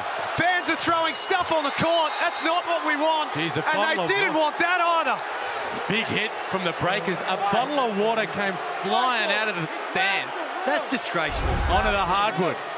That's just completely unacceptable. Here we see the play, and it doesn't hit the rim. Did he grab the rim? Down the other end of the 3-ball, but come on, Sydney Kings fans. Show a bit of class. Got to be better than that. Emotions are running high, but got to be better than that. 62-59. Vasiljevic steps back. He's off the front of the rim. 7:45 remaining. Xavier Cooks, the competition's MVP, sitting on the bench with 4 fouls. Getting ready to come back in. I like the call. 2 more for Brown Jr. I like the call. You got to risk it right now. He's got the 4, but this game, to start this 4th, momentum going the way of the New Zealand Breakers, and off the ball, Abercrombie gets called for the hold. Here comes Xavier Cooks. Yeah, here come the changes. Suarez and Cooks coming back in. Hunter and Noy were good. They take a break. Abercrombie there picks up his 3rd personal. The Kings trying to get him off Walton Jr. Setting guard-to-guard screens to try to force the switch. The legendary Breaker having an impact at the defensive end. The NBL attendance record tonight at Kudos Bank Arena, 18,124 It will go down as the 3rd highest attended season of all time and the highest since 1996.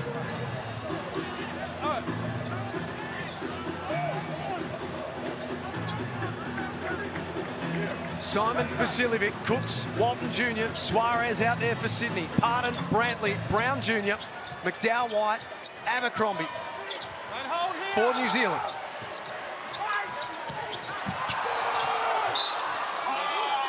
No whistle. Kings retain the ball. Man, he's everywhere. This is game 399 for Tom Abercrombie in year 15. And he has the most important job out there on the floor from a New Zealand perspective, because Walton Jr. threatens as a potential game changer here down the stretch.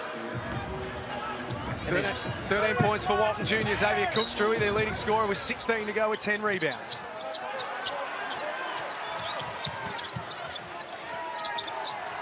Single figures on the shot clock. Simon upstairs for Cooks.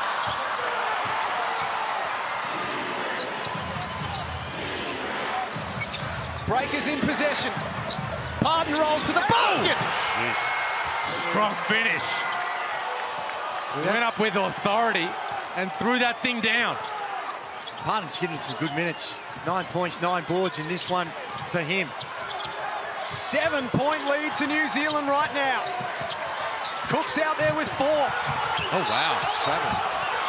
He called a block.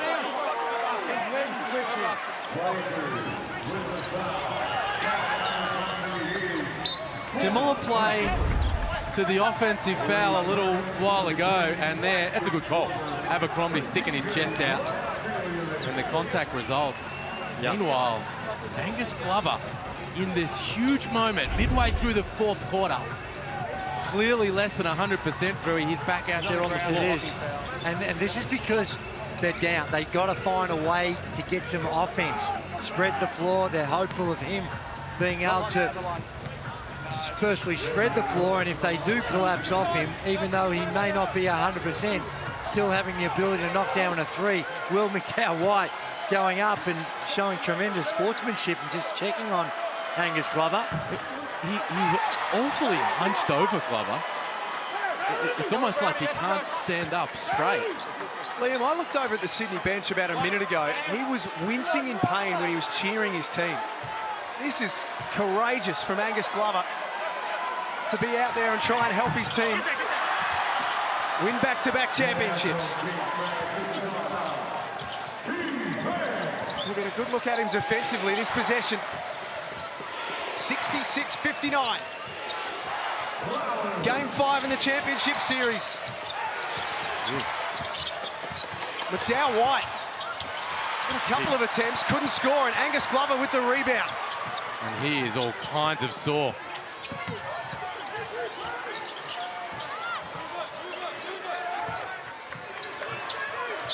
Abercrombie with 4 fouls, guarding Walton Jr. They look into the corner, Glover catch and shoot. Had to change the shot. Oh! Never quite as sore on the offensive end, and digging deep, followed his shot, and he goes up with 2 hands and stuffs it. Here he is, hitting the hardwood, cleans up his own mess, and gets all over the rim. Big time moment for Glover on the biggest stage of them all. Now Cook's trying to stop Brantley, who has 4 fouls. No good off the bank. Pardon reaching in his whistle. Breakers pick up their 3rd of the term. 3rd personal on Pardon. The tension is agonizing here for fans of both teams, for the coaches, the players, the championship on a knife's edge right now. The points are a premium, and neither team has shot it well from the 3-point line. 3 of 17 for the Sydney Kings from the 3-point line, 5 of 19 at 26% for the Breakers. Every single moment matters as we roll down to 5 minutes left in Game 5. Walton Jr. for Simon, misses. Big moment, jeez. Inexplicable miss.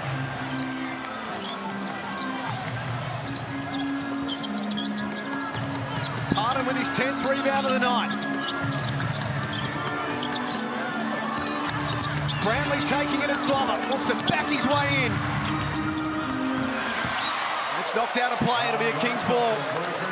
Well, it makes sense from a Breakers perspective to go at Glover, but I don't think that's the way. They need to get Glover switched on to Will McDowell-White and then have McDowell-White operate against him with the rock. Look at the pain that Angus Glover's in. Ribs or sternum issue that Derek Rucker reported.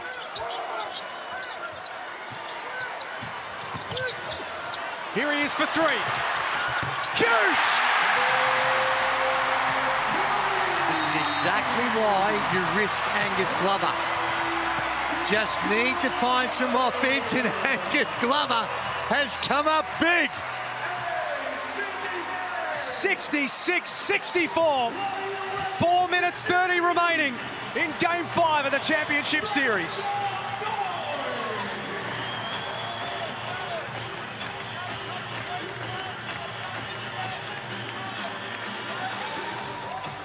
What a game this is. Well, unbelievable contest. The ebbs and the flows, the runs and the counter runs. Just when you think one team's got a handle on it, the other goes bang. Responds in a really big way. Geez, that little jump hook from Brantley, up 5, would have given him a really healthy little buffer. And in the end, the Glover 3 cuts it. It's a single bucket game. And the courage from this young man right now is not surprising. We know the journey that he's been on, but it's really, really impressive nonetheless.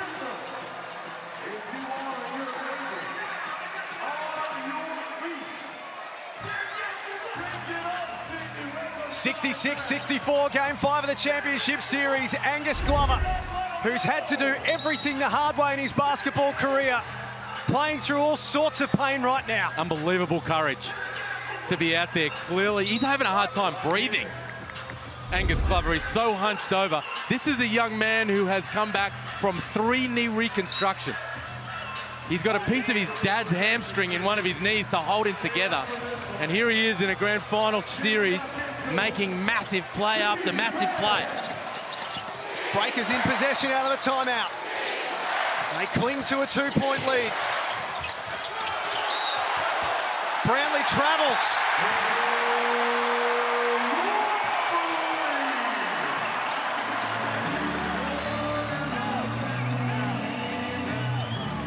Four minutes 13 left.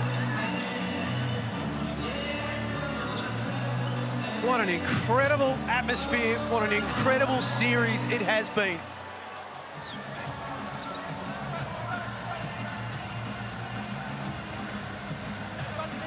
Who do you favour from here, Drewy? Well, it's a toss of a coin right now. I think that you're looking at the momentum and the way in which getting behind the Sydney Kings. Little comeback. They've weathered a bit of a storm. Simon again. Can't get it done from underneath. Gets it back and the Kings reset.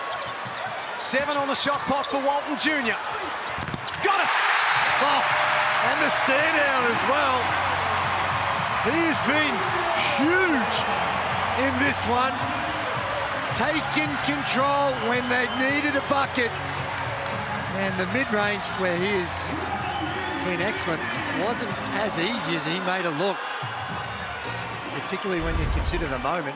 Have a look at the Amy replay. There they see the switch, and he's got a bigger guy on him. Brantley does as good as he can, maybe a touch closer, maybe a hand up a little earlier, but not a whole lot more can you be expected to do, because you're so concerned about getting blown by and him getting to the rim. 66 each.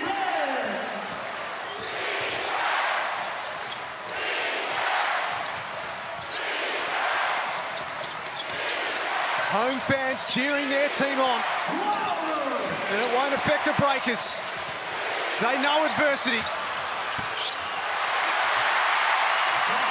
Brown Jr. can't hit. The Kings look to take the lead back.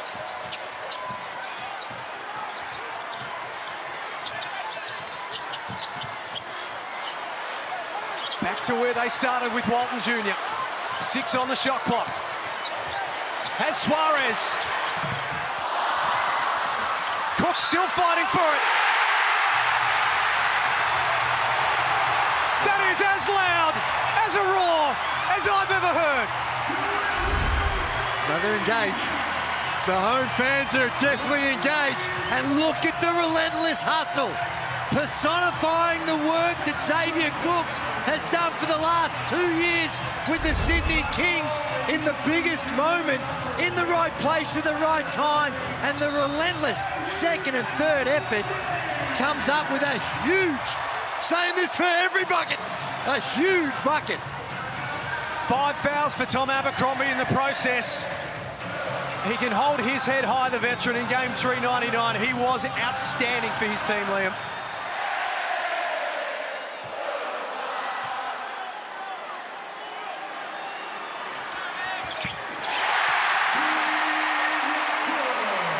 He really was. That's all she wrote for NBL23 for Abercrombie. What kind of response can the Breakers muster? Brown Jr. aggressive. Draws contact. Purple 0 and pass. It's Sydney's first of the term, so they've got a couple to play with. They have the ability to get really aggressive here defensively. Done a great job not fouling over the course of this quarter. And the ball very clearly in Barry Brown's hands here late in the game. Brantley off the inbound for 3. 5 of 21 for the night. New Zealand from outside.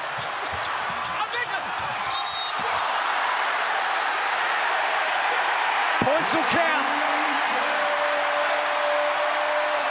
5-point lead to the Kings. Modi Mayor calls for time. The defending champions making a big run. Well, they've got a big advantage now. In the context of the game, you look at the 5 points and it doesn't look much when it's on the scoreboard, but the inability of the Breakers these last 4 or 5 minutes, they came out at the start of the fourth and made a couple of plays, and the Sydney Kings since that time has shut them down, and finding easy scoring or even open looks for the New Zealand Breakers has been tough, and they call a timeout, and I think it's a good timeout. Look, it's just been too stagnant as well on the offensive end. They get this way in fourth quarters sometimes when they play through Barry Brown Jr. because it's a lot of isolation ball. Now, sometimes he comes up big. Often he does. Game 1 here, he did 13 fourth quarter points. I'm with you, though, Liam. I think we need to see the ball in Will McDowell-White's hands a whole lot more. 100%. And, okay, you have your look, and he can do his thing, and you can still go to Brown later on, but he's just not seeing it enough for my liking. And one of the big reasons why is because the Kings know in fourth quarters it's Barry Brown Jr. time. So Justin Simon, their premier on-ball defender, is guarding that guy. So in response, you've got the opportunity to put it in Will McDowell-White's hands. An 11-0 run for the Sydney Kings. It might be the championship move.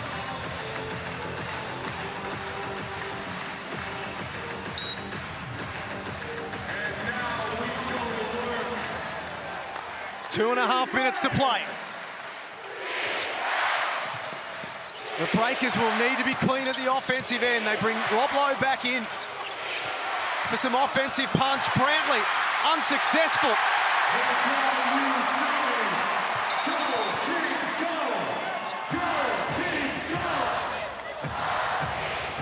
They can't score. They cannot score 10 points in this quarter. And they've had some reasonable looks. That's one you've got to expect Brantley to make, but he's in the forest. And when your legs get a little tired, the moment gets a little more difficult, they've come up short.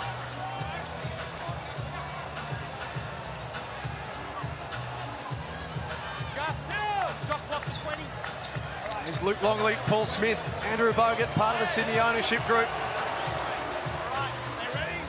Edge of their seat. Matt Walsh for the New Zealand Breakers would be exactly the same right now.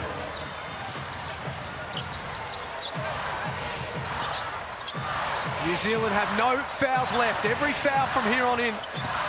Free throws for Sydney. 7-point lead. They've scored the last 13 of the game.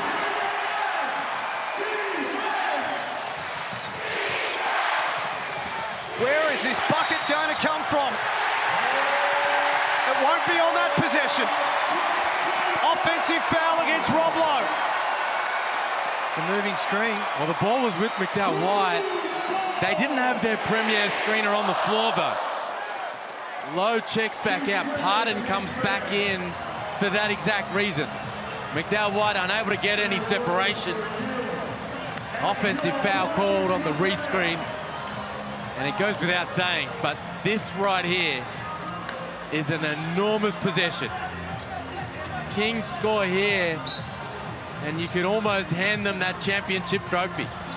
Earlier in the quarter, it was New Zealand who led by 7. At that stage, the score was 66-59. The Breakers have not scored since then. They've gone from 7 up to 7 down. Walton Jr. A wild one that misses. Suarez hustling. Brantley hustling. Cook's on the floor. Oh. There was a slip down the other end because they were lying on the floor. No. Oh. And so they've called a stop to the game when the Breakers had the numerical advantage. That is amazing. Can't the floor wipers wipe it up as they head the other way? Well, can't you stop it after you've had the possession? Wow.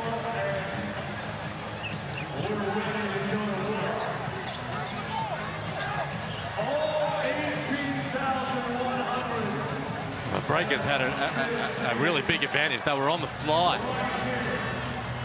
They had the Kings outnumbered, heading the other way. That's a fortuitous decision. It goes the way of the Kings. And right now, it's all about quick possessions for the New Zealand Breakers. Yes, you want to have a good look at if something from the three-point line comes up, but even a quick 2. And you got to... 18 seconds on the shot clock, so also concerns about getting it over. Big concerns. Really awkward spot to throw this thing in. You've got to get it over quick.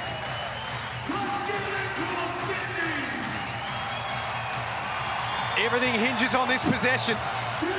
Brown Jr. for 3. Got it! Oh.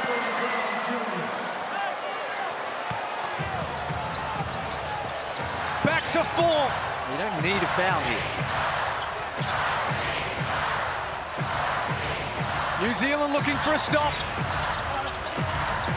Glover gives it back to Walton Jr. Shot clock at 7. Time to go to work.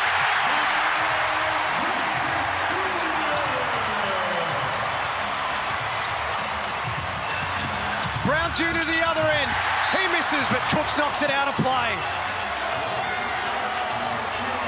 6-point lead, 50 seconds left. Enormous hit from Walton Jr.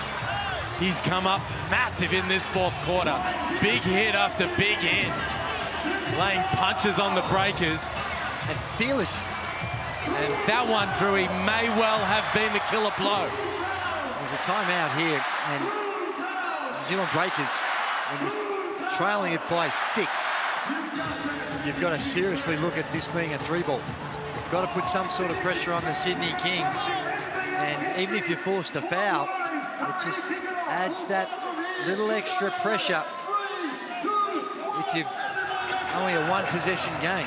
If it's a 2-possession game, it's psychologically can help you a lot more if you do happen to foul and send the Sydney Kings to the line.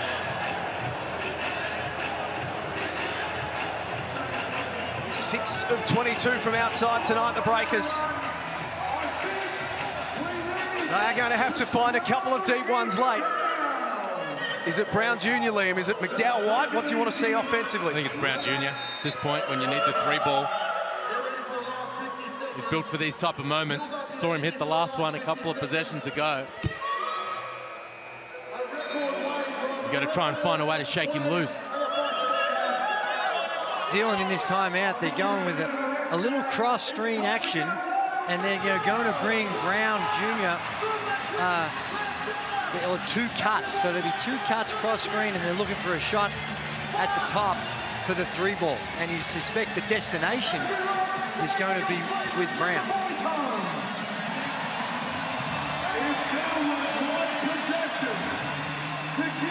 It's fitting that it's taken until the last minute of the last game of the season, with the title still on the line.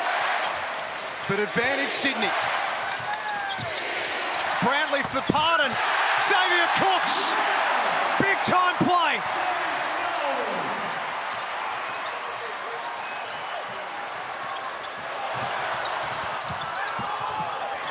Walton Jr. back out for Glover. He's double teamed and they'll be shooting free throws. Going to let the shot clock run down to 7 left on the clock. Can't afford the foul in that circumstance. What a play from Xavier Cooks down the other end. He's had 2 massive plays in this fourth quarter. The MVP coming up with championship-winning plays, the offensive rebound putback, and that one, Drewy, met Derek Pardon at the summit. Well, it did, and that's just elite athleticism. Pardon going up, and Xavier Cooks going upper.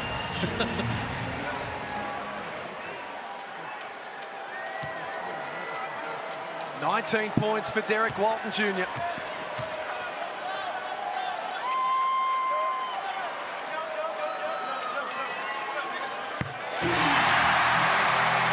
That's 20.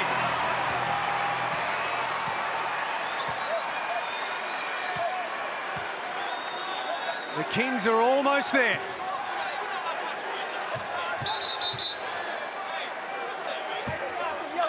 Delay a game, White. Delay a game, White. Delay a game. Now that to me is a little unnecessary. Barry Brown Jr. is just talking to Derek Walton. And I'm not sure that that was necessary in that context.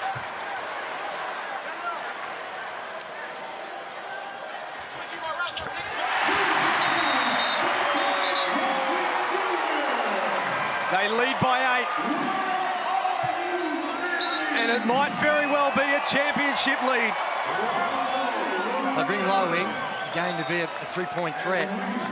Now you need a 3. The Kings, they take Suarez out so they can switch 1 through 5. The Breakers have to go, and they have to go now. Brown Jr. No good, loose ball. Simon comes up with it. And the victory lap begins. Derek Walton Jr. with an unbelievably dominant Game 5 performance. They've done it again. The Sydney Kings sit on their throne and rule over the NBL. Back-to-back champions. 77-69.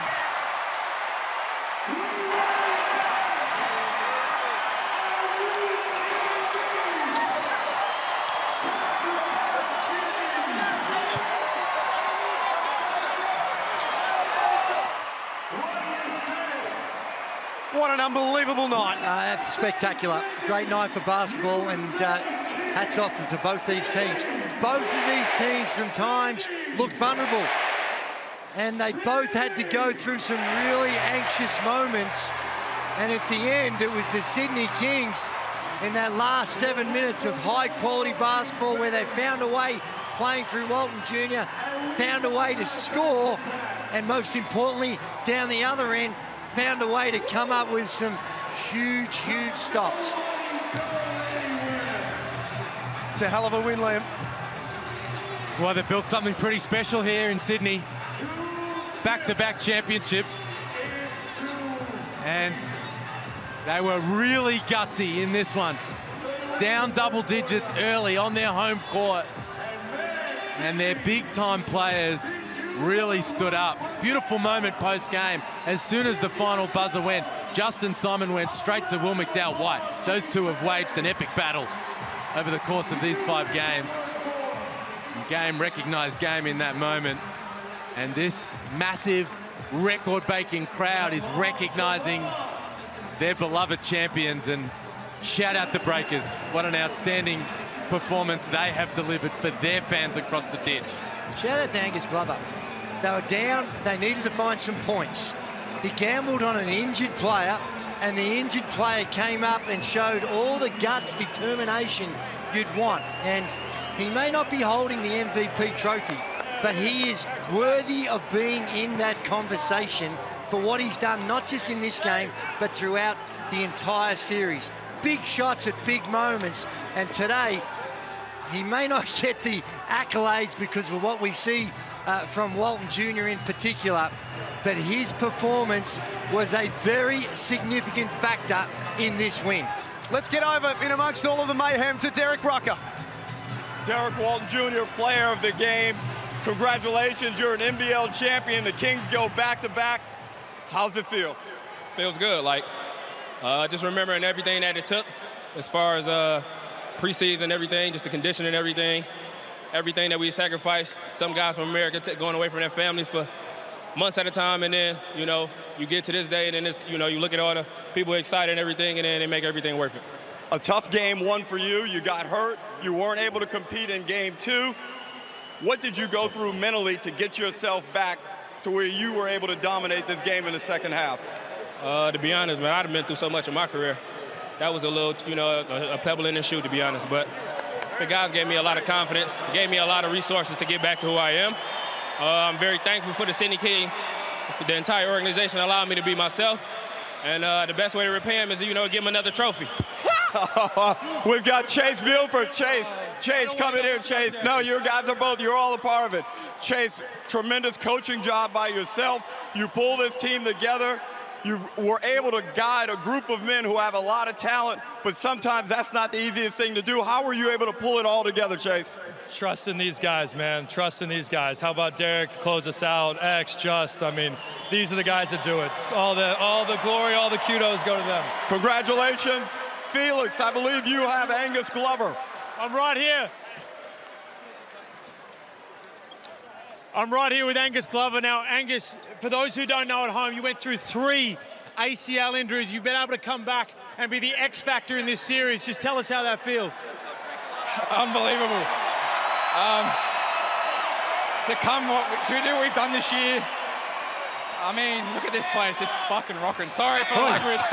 And you can say what you want. After what you've been through, there are no rules that apply to you anymore, my man. Thank you so much, man. Appreciate it. Hey, what's next, mate? That's 2 championships. I think the crowd wants to hear one thing. Is there going to be a 3rd anytime soon? We're going for 3. Hey, that's all we want to hear. Great job, brother. Australian sport has so many stories of players playing through pain, through adversity, and through duress to deliver for their team. That young man has written his name into the history books. The Sydney Kings are back-to-back champions. They win in Game 5 of the Championship Series, and we're back on the other side of this with a presentation.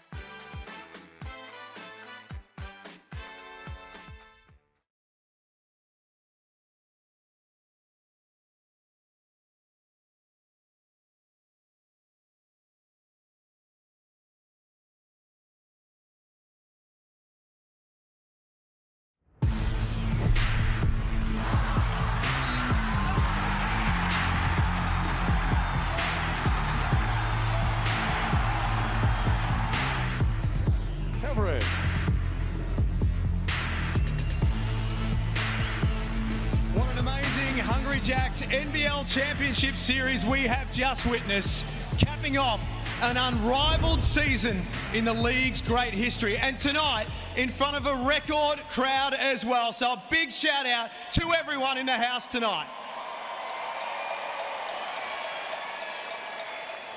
The NBL continues to grow in all facets, and this season was like no other. It will go down as one of the best and most exciting in the competition's 46-year history. I'd now like to call upon the NBL Commissioner, Jeremy La Liga, to say a few words. Thanks, Jack. Wow. What a game, huh? What a season. Record crowds, record ratings, heart-stopper of a final series. You couldn't ask for much more. And ladies and gentlemen, why don't we get this started by joining with me and putting your hands together for your 2022-23 NBL champions, the Sydney Kings.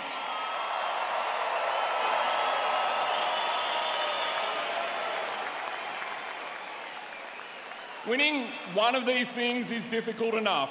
Winning two in a row is truly something special. And this marks just the 9th time in history that a team has achieved back-to-back NBL championships, and it couldn't be more well-deserved. To the entire Kings ownership group and organisation, you've set an incredibly high standard these past 2 seasons. Not only back-to-back champions, but record-breaking crowds along the way, including last Friday night's 18,049 and 18,149 people here at Kudos Bank Arena tonight, setting a new record for Australian basketball. I don't think anyone here would argue with me that there is truly no doubt that your NBL champions, the Sydney Kings, continue to reign supreme. To all the players and coaching staff at the Kings, Chase and your team, my warmest congratulations. You've played incredible basketball all season long, and it's been a spectacular and entertaining brand every step of the way. A special shout out to Xavier on your way to the US. We're extremely proud of you. You're our MVP, he's your MVP, and now he's going to take it to the US with the Washington Wizards, and we wish you the very best of luck.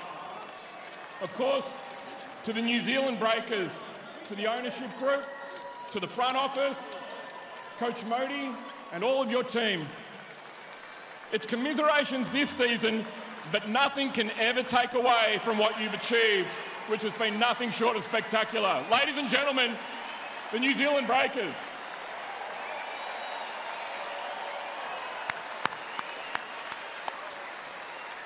Let's just reflect for a minute. Back home in front of record crowds in New Zealand, you've reinvigorated the pride of the Breakers. With all of the challenges and hurdles thrown your way these past few seasons, rising from the bottom of the ladder to a championship series in what seems like no time at all is truly remarkable, and you have proven that you are truly unbreakable. You should all be incredibly proud of yourselves, just like we are all incredibly proud of you and grateful for the incredible performances that you've treated us to this season. Thank you also to our referees, our staff at the NBL and all of the NBL clubs. And I'm not going to let you boo these guys. To our volunteers across all of our 10 clubs, you all put in such incredible work. A lot of thankless work goes on every day behind the scenes, and we thank you all for your professionalism. I'd also like to thank Hungry Jacks and Jack and Sharon Cowan, who are here tonight and almost every night, for your ongoing support, and all of our corporate and media partners. And to you, to our fans, wow, you've broken all the records again, and not just here in Australia, but around the country, in New Zealand, an all-time record on Sunday. And you've packed Kudos Bank Arena here tonight. We're incredibly grateful to all of you coming out on a Wednesday night for your Sydney Kings. So while the Kings celebrate and the Breakers reload for another tilt next season, and all our clubs start looking towards free agency, we assure you that at NBL headquarters, we will be working harder than ever to ensure that next NBL season takes even bigger strides and returns later this year bigger and better than ever before. So let's get on with the celebrations. Thank you and good evening. I'll hand back to you, Jack. Thank you very much, Jeremy. I'd now like to invite the Breakers captain, Tom Abercrombie, to say a few words on stage.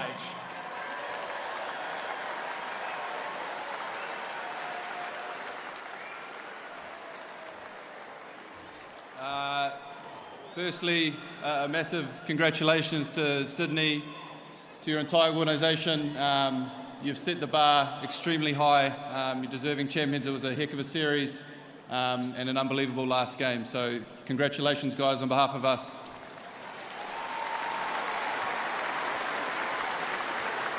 I want to say a massive thank you to all the Breakers fans that came out tonight here in Sydney.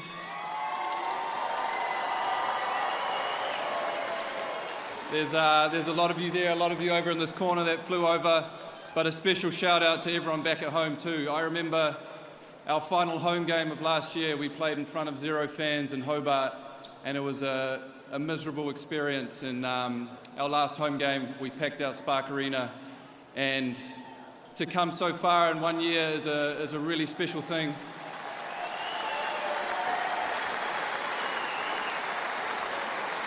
It's something we don't take for granted. It's absolutely amazing to be back on this stage, and to all my teammates, you guys have done a heck of a job all season long. It's been an absolute pleasure playing with you guys. Hold your heads high. To our ownership group, Matt, and everyone else who's come from America to watch us, thank you for supporting us through not only this year, but the last couple of years. The Breakers are back in a good place, and we're excited again for next year. But congratulations, Sydney. Enjoy your night.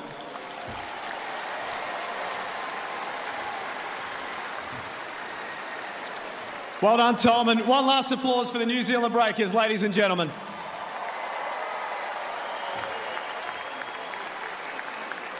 Now to the Larry Senstock Trophy for the Championship Series MVP, and unfortunately Larry couldn't be with us tonight, so please welcome the 7-time NBL MVP, Andrew Gaze, to make the presentation. And the Larry Senstock Trophy for the Championship MVP goes to Derek Walton Jr. Awarded MVP, baby, that be me. Some might pay, but I give mine free.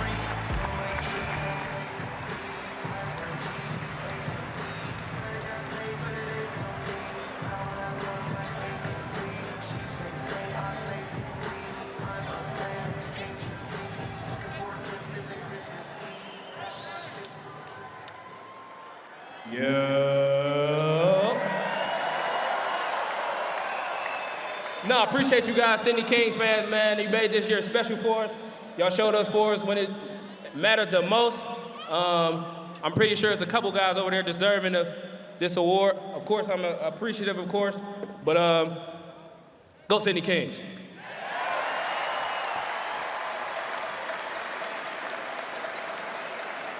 Congratulations to you, Derek. The Hungry Jacks NBL would like to acknowledge its corporate partners, especially the naming rights partner, Hungry Jacks, for its amazing support. Great to have Jack Cowan with us tonight from Hungry Jacks, as well as Chemist Warehouse, MG, Sportsbet, Latrobe Financial, Kmart, and Bunnings Warehouse, together with our wonderful broadcast partners, profile partners, and all of our suppliers. Thank you for your incredible support. Now to our championship rings. Sydney, you have earned this moment, and I would like to ask the league's owner and executive chairman, Larry Kesselman, the NBL commissioner, Jeremy LaLiga, and the owner of Hungry Jacks, Jack Cowan, to join us on stage for the presentations. And we start with number 0, Justin Simon.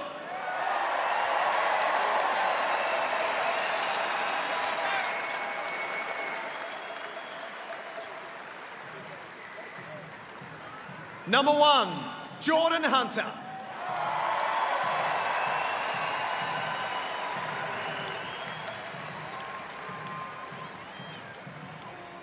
Number 3, Dejan Vasiljevic.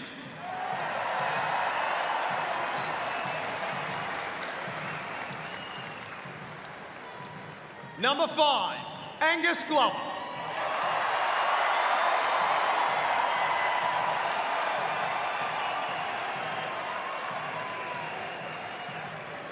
Number 6, Jalen Galloway.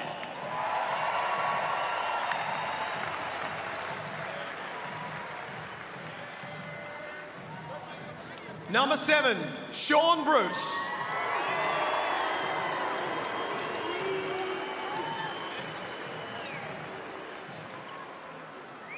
Number 9, Jackson McCoy.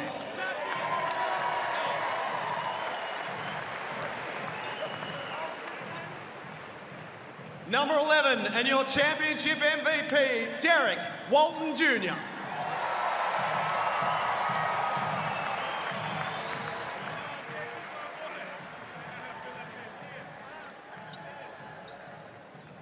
Number 12, Tim Suarez.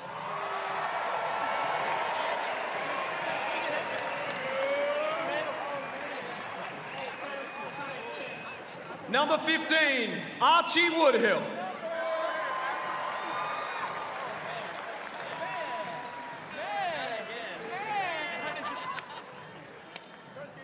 Number 20, Iggy Mitchell.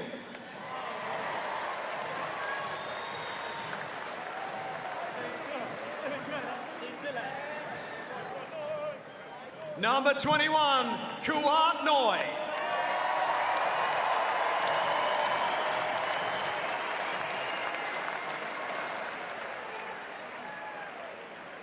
Number 25, Zach Gatorna.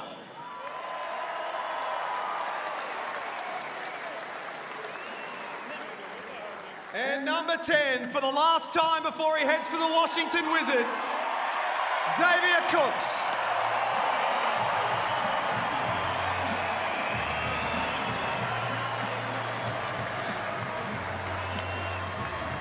Give it up as well for the Sydney Kings assistant coaches, Fleur McIntyre.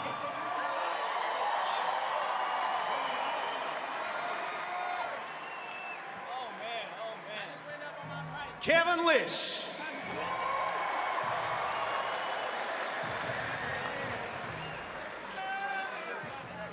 And Daniel Kickett.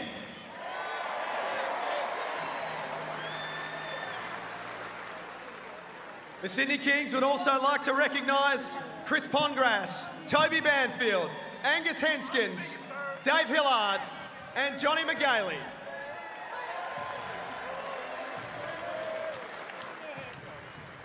And now, the Sydney Kings head coach, Chase Buford.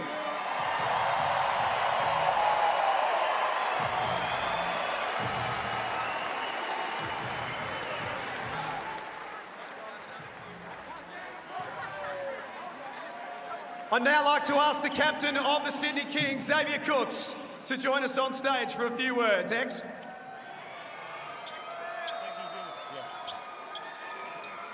Let's go! Hey, I want to give a big credit to New Zealand Breakers, man. They've been our toughest opponent all year. They're a physical bunch, they're talented, they're well coached, and they play really well together. So huge credit to those boys. We're getting clap at the end, it's all good. All right, let's get going. The NBL, man, the NBL continues to get better each and every year, and I'm so glad to be a part of it, so thank you to the NBL. The fans, man, look at tonight. What a fucking spectacle. Oops.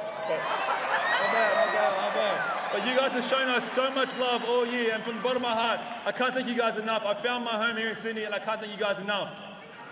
My team, coaching staff, front office, everyone on the team, man. You guys have pushed each other to get better each and every day, and I love you guys. So thank you everybody so much, and go Kings, baby, let's go. The boys are already in position. I'd now like to invite Larry Kesselman to present the championship trophy to the Sydney Kings.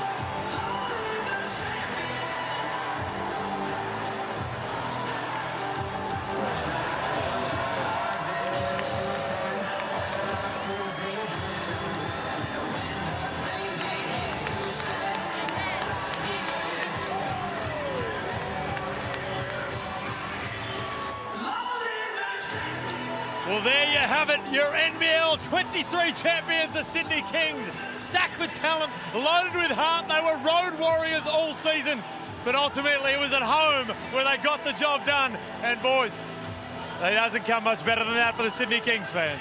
Well, Liam, we play the whole regular season and go through the playoffs so that you can have home court advantage. And boy, did it pay off for the Kings when they most needed. They were only a couple of plays from being out of this championship, and the crowd willed them through it. Xavier Cooks' performance willed them through it. Angus Glover showed a whole bunch of courage to make 2 massive plays, and now they flow on, and they are back-to-back champions. Yeah, to the victors go the spoils, and it took championship medal in that final quarter, down 66-59, and they closed the game out with an 18-3 run. Wow. Just big play after big play at both ends of the floor to claim this back-to-back trophy. And, you know, all the big players stood up, but the role players as well, and Angus Glover in particular, with the bruised ribs, just making massive plays down the stretch. The miss from the corner, the follow-up dunk. This place erupted, and now they've hoisted that championship. Well, you look at Derek Walton Jr. being the finals MVP, but I'll tell you what, we're sitting here wondering who's going to be heading into Game 5. Such was the spread of scorers throughout this series for the Sydney Kings, Derek Rucker. Well, I just saw Derek Walton Jr. He really controlled the tempo. He was always applying pressure, even though when he wasn't successful in it, especially in the first half of games. But he stuck to it, Liam. It took a lot of energy out of New Zealand's defense to contain him, and perhaps that was the reason why New Zealand went so flat offensively in the second half of games throughout this series, and most importantly tonight, they died. Yeah, they also played a really tight rotation today, so they ran out of legs down the stretch, no doubt about it. And Derek Walton Jr., you're right, he was the key down the stretch. He was the guy making plays off the bounce, getting everyone involved, and that man, Xavier Cooks, a couple of massive plays of his own in that fourth quarter. The way he willed himself to the ball to get the offensive rebound and the putback, and then the block shot down the other end on Derek Pardon.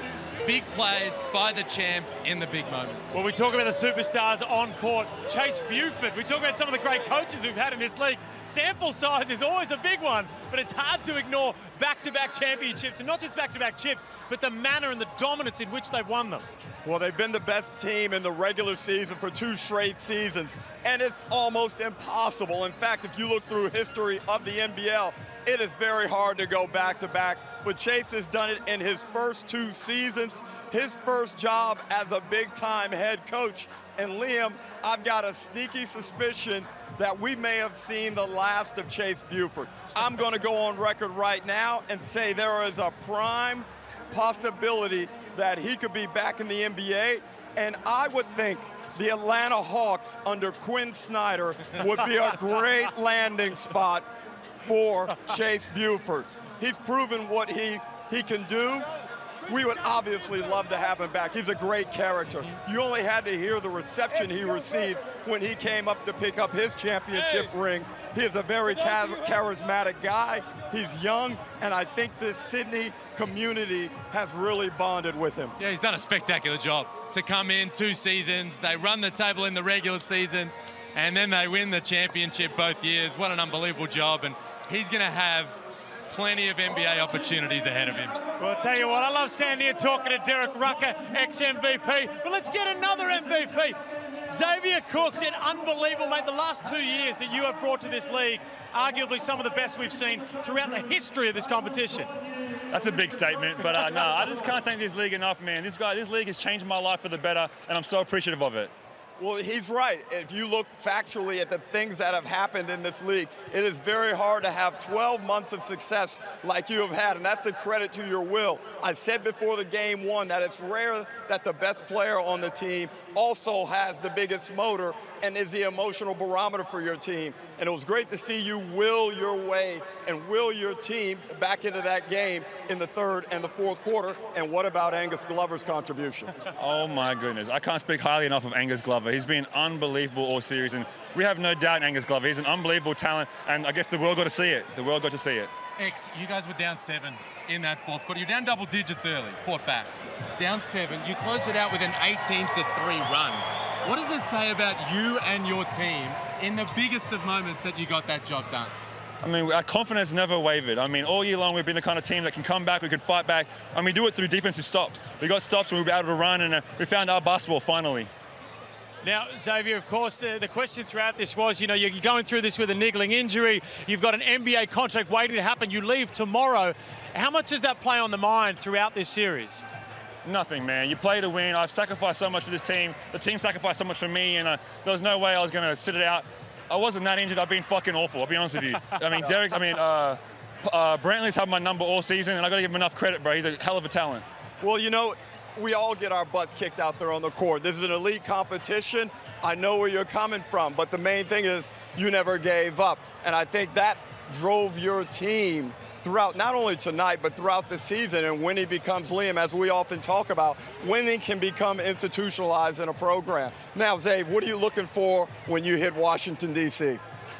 I don't even know, man. I haven't even really thought about it. I want to cherish this moment. I want to get drunk as hell and just, you know, savor these moments, man. Savor these moments. Hey, man. Yeah. Ex, your teammate Derek Walton Jr., massive down the stretch, grand final MVP. What can you say about him? He's something different, man. He's just something different. Like, his confidence, at the end of the game, his eyes just light up, you know what I'm saying? The battle between him and Barry Brown was unbelievable, and he stood up tonight. He stood up all season long, to be honest with you.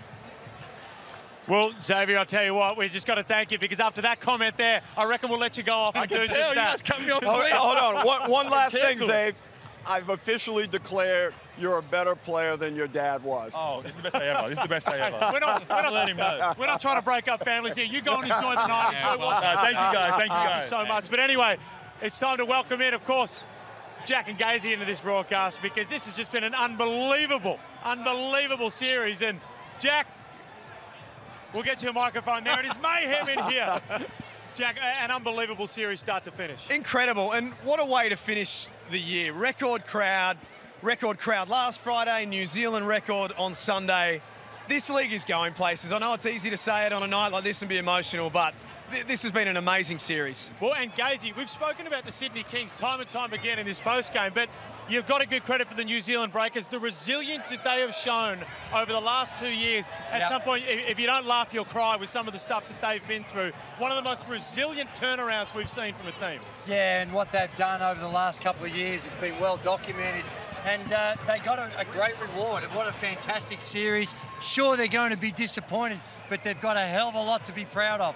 They can look back on this entire series and be very proud of their performance, the intensity it was played at, and at the end of the day, it came down just to a few breaks here or there, a few missed baskets, a few made baskets, very little separated them. So hopefully, everyone back across the ditch has got a smile on their face. Yep, wipe away the tear. Should be very then proud. Put a smile on your face, because you should, because you deserve it. And bringing it back here, Andrew, this stadium tonight was unbelievable as Angus Glover is going to cut his piece of the net down. Drewy, what about the atmosphere? This was an international level type atmosphere that only you on this panel have experienced. No, it was extraordinary. The fans at full house and the intensity, the roar. I really hope that came through across the vision, because it was an incredible feeling just to see the sport and where it's come from to where it is today. Spectacular. Well, Gazy, Jack, Liam, Rucker, and everyone else who has tuned in, and not just the finals, but every game throughout this record-breaking NBL23 season. That's a wrap from us. Thanks for joining us, and I'll tell you what, we'll see you next year, bigger and better.